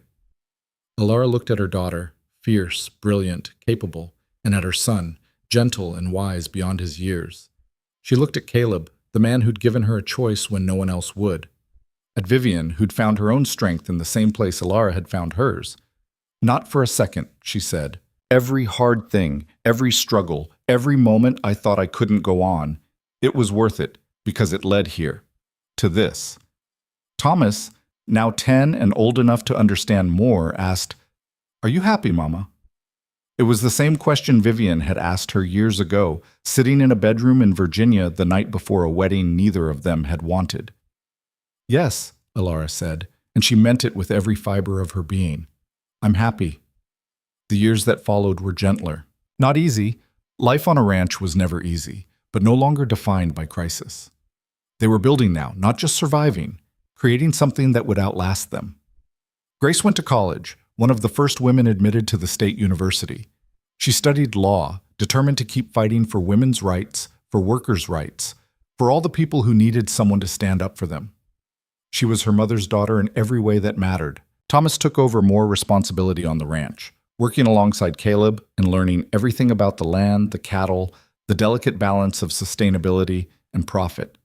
He was quieter than his sister, less interested in politics, but equally committed to building something good. Vivian, now in her 40s, had become an essential part of not just the ranch but the community. She'd found love late, a widowed blacksmith from town, and married him in a simple ceremony that made her radiate happiness.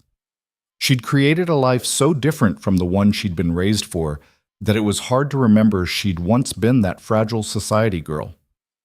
"Do you ever think about Virginia?" Alara asked her sister one afternoon as they worked in the garden together. "Sometimes," Vivian admitted, "but not with nostalgia. More like I'm remembering a story I read once about someone else's life." Do you ever regret not taking the offer to come here sooner? When I first left? Vivian was quiet for a moment, pulling weeds with practiced efficiency. I wasn't ready then. I needed to fail first. Needed to learn that the life I'd been promised was a lie. If I'd come here straight from Virginia, I would have brought all my old ideas with me. I wouldn't have been open to becoming something new. So the suffering was necessary? Not necessary, but useful. It taught me what I didn't want. And sometimes that's just as important as knowing what you do want. Alara thought about her own journey, the invisible years in Virginia, the desperate marriage, the brutal first winters. Had it all been necessary to become who she was now? Maybe. Or maybe she would have found her strength eventually regardless. But this was the path she'd walked, and it had led somewhere worth being. On their 20th anniversary, Caleb took Alara back to the stable where they'd first made their deal. It had been renovated multiple times over the years, expanded and improved, but the bones were the same. "You remember standing here in the rain?" he asked, "looking like you wanted to murder me and your father both?" "I remember thinking you were the strangest man I'd ever met, asking me about butchering pigs and keeping books instead of how pretty I was. You weren't trying to be pretty that night. You were trying to survive." "I was always trying to survive." Caleb turned to face her, his weathered face gentle in the lamplight. They were both older now, both marked by the years of hard work, gray in their hair, lines around their eyes, but still standing, still together. "I have something for you," he said, pulling out a small box. Inside was a ring, not expensive or fancy, just a simple silver band with an inscription inside. "You chose yourself." Alara felt tears prick her eyes. "When did you—" "Been planning it for a year, wanted to get it right." He took her hand. 20 years ago, you made a choice that changed both our lives. But the most important choice wasn't agreeing to marry me. It was deciding you were worth more than what they told you. That you deserved better than invisible. That you could become something they said was impossible. "I couldn't have done it without you." "Yes, you could have. Maybe not the same way, but you would have found your strength eventually. I just gave you an opportunity to use it." She slipped the ring onto her finger. It fit perfectly. "Do you know what I love most about our story?" Alara asked. "What?" "That it's not a rescue. You didn't save me from my terrible life. You recognized what I could be and gave me space to become it. That's so much better than being saved." Caleb smiled. "You want to know what I love most about our story? Tell me." "That you keep surprising me, 20 years, and you're still the most interesting person I've ever met. Still the strongest, still the one who sees what needs doing and does it, no matter how hard." They stood in the stable they'd stood in 2 decades before, but everything was different now. They weren't strangers making a desperate bargain. They were partners who'd built an empire together, best friends who'd survived everything life threw at them, lovers who'd learned that real intimacy was forged through shared struggle, not just passion.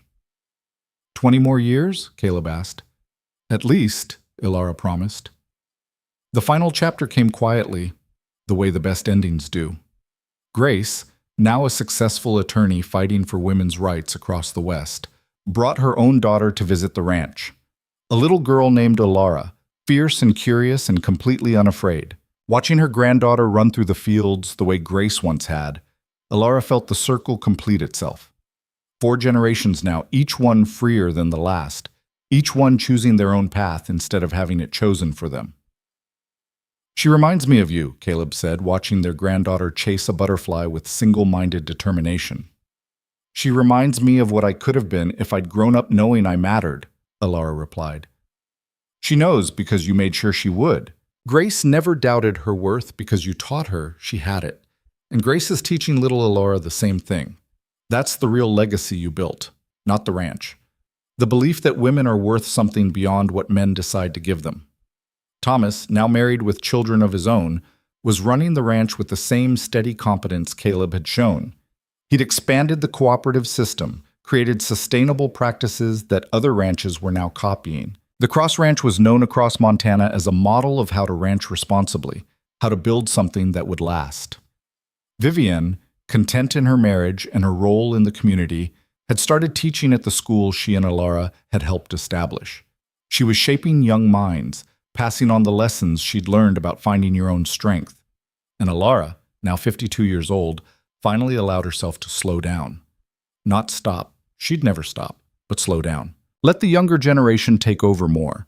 Trust that what she'd built was strong enough to stand without her constant vigilance. She spent more time writing now, working on a memoir that Grace insisted she needed to write, telling the story of the invisible girl from Virginia who'd become undeniable in Montana. "Why does it matter?" Alara asked her daughter one afternoon. "Who cares about my story?" "Every woman who's been told she's worthless cares," Grace said firmly. "Every girl who thinks her only value is in being pretty or obedient needs to know that's a lie. Your story proves that we can choose ourselves, that we can build lives that matter. That's not just your story, Mama. It's the story we're all trying to live." So Alara wrote. She wrote about the rain-soaked night she'd met Caleb, about the first brutal winter, about learning to deliver calves and keep books and stand up to men who thought she should be silent, about the drought, the legal battles, the suffrage campaign, about failure and triumph and the daily grind of choosing to keep going when quitting would be easier. She wrote about love too, not the romantic fairy tale kind, but the real kind, the kind built through shared work and mutual respect and choosing each other every day even when it was hard, the kind that grew stronger with time instead of fading. The book was published on her 55th birthday. It became a bestseller across the West, passed from woman to woman like a secret code. Here was proof that transformation was possible, that you could rewrite your story even when everyone said it was already written. Alara received hundreds of letters from women thanking her, telling her their own stories of escape and reinvention.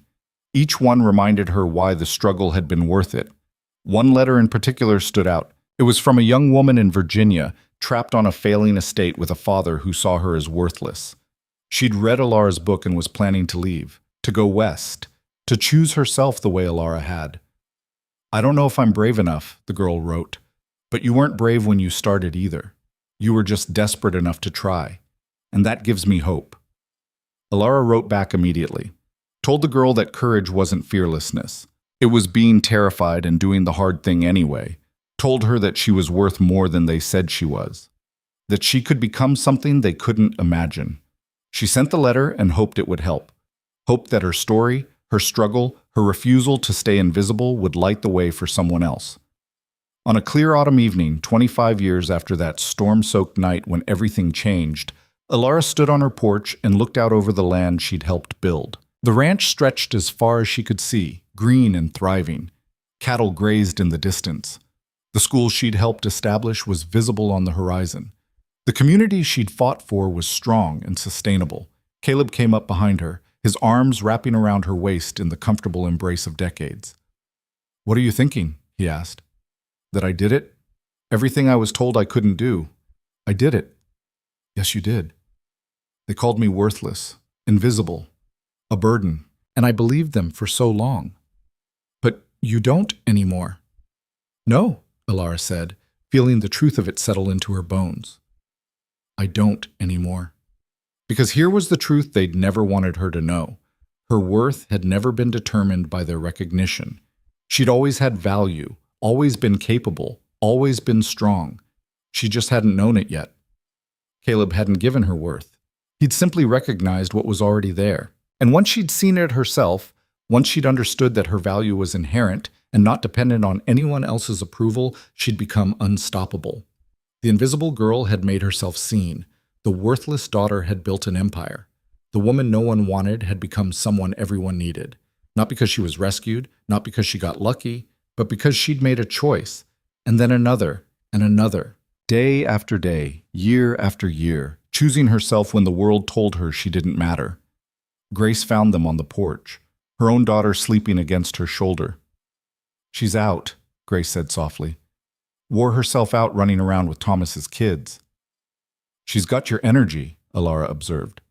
"She's got yours," Grace corrected. Unstoppable and unafraid. Looking at her daughter and granddaughter, Alara felt something profound settle over her. This was the real victory. Not the ranch or the political wins or the book. This.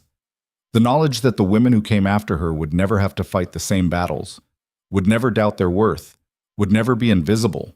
Because she'd refused to stay small, she'd made space for them to be big. Because she'd demanded to be seen, they would never have to beg for recognition. Because she'd chosen herself, they would know they had the right to choose too. "Tell me the story again," little Alara said, half asleep but insistent. "About how Grandma got here." Grace looked at her mother, questioning. Alara nodded. This story needed to be told, needed to be remembered. "Once upon a time," Grace began, settling into the porch swing, "there was a girl who was told she didn't matter, who was invisible in her own house, who everyone said was worthless." "But she wasn't," little Alara murmured. "No, she wasn't. She was strong and smart and capable. She just didn't know it yet. And then one day a man came to buy a wife. He was supposed to choose the pretty sister, the one who'd been trained to smile and stay quiet. But he didn't. He chose Grandma. He did. Because he saw what everyone else missed. He saw her strength. And then what happened?" Alara listened to her daughter tell their story, listened to her own struggle transformed into legend, into inspiration, into proof that transformation was possible, and she understood finally, completely, what she'd built. Not just a ranch, not just a political movement, not just a family. She'd built proof that the world was wrong about women, that they could be strong and capable and undeniable, that their worth wasn't in their beauty or obedience or silence, that they were enough, exactly as they were. The sun set over Montana, painting the sky in shades of gold and orange and deep purple, the same sky that had witnessed her arrival 25 years ago, the same land that had tested her and forged her and proven her. Caleb's hand found hers, fingers interlacing with the comfortable familiarity of decades. "No regrets?" he asked quietly. Alara thought about everything, the struggles and triumphs, the failures and victories, the girl she'd been, and the woman she'd become.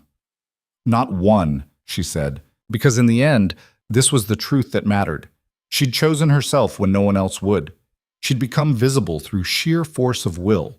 She'd built a life that meant something, and that life, messy and hard-won and absolutely real, was more than she'd ever dared to dream possible on that rain-soaked night when a stranger had looked at her and seen something worth choosing. The invisible girl was gone forever. In her place stood a woman who'd changed the world, not through grand gestures or dramatic moments, but through the daily choice to keep going, keep building, keep refusing to be small. A woman who'd proven that the greatest act of courage wasn't being chosen. It was choosing yourself. And once you made that choice, once you truly believed in your own worth, you became something they could never take away, never diminish, never destroy. You became undeniable,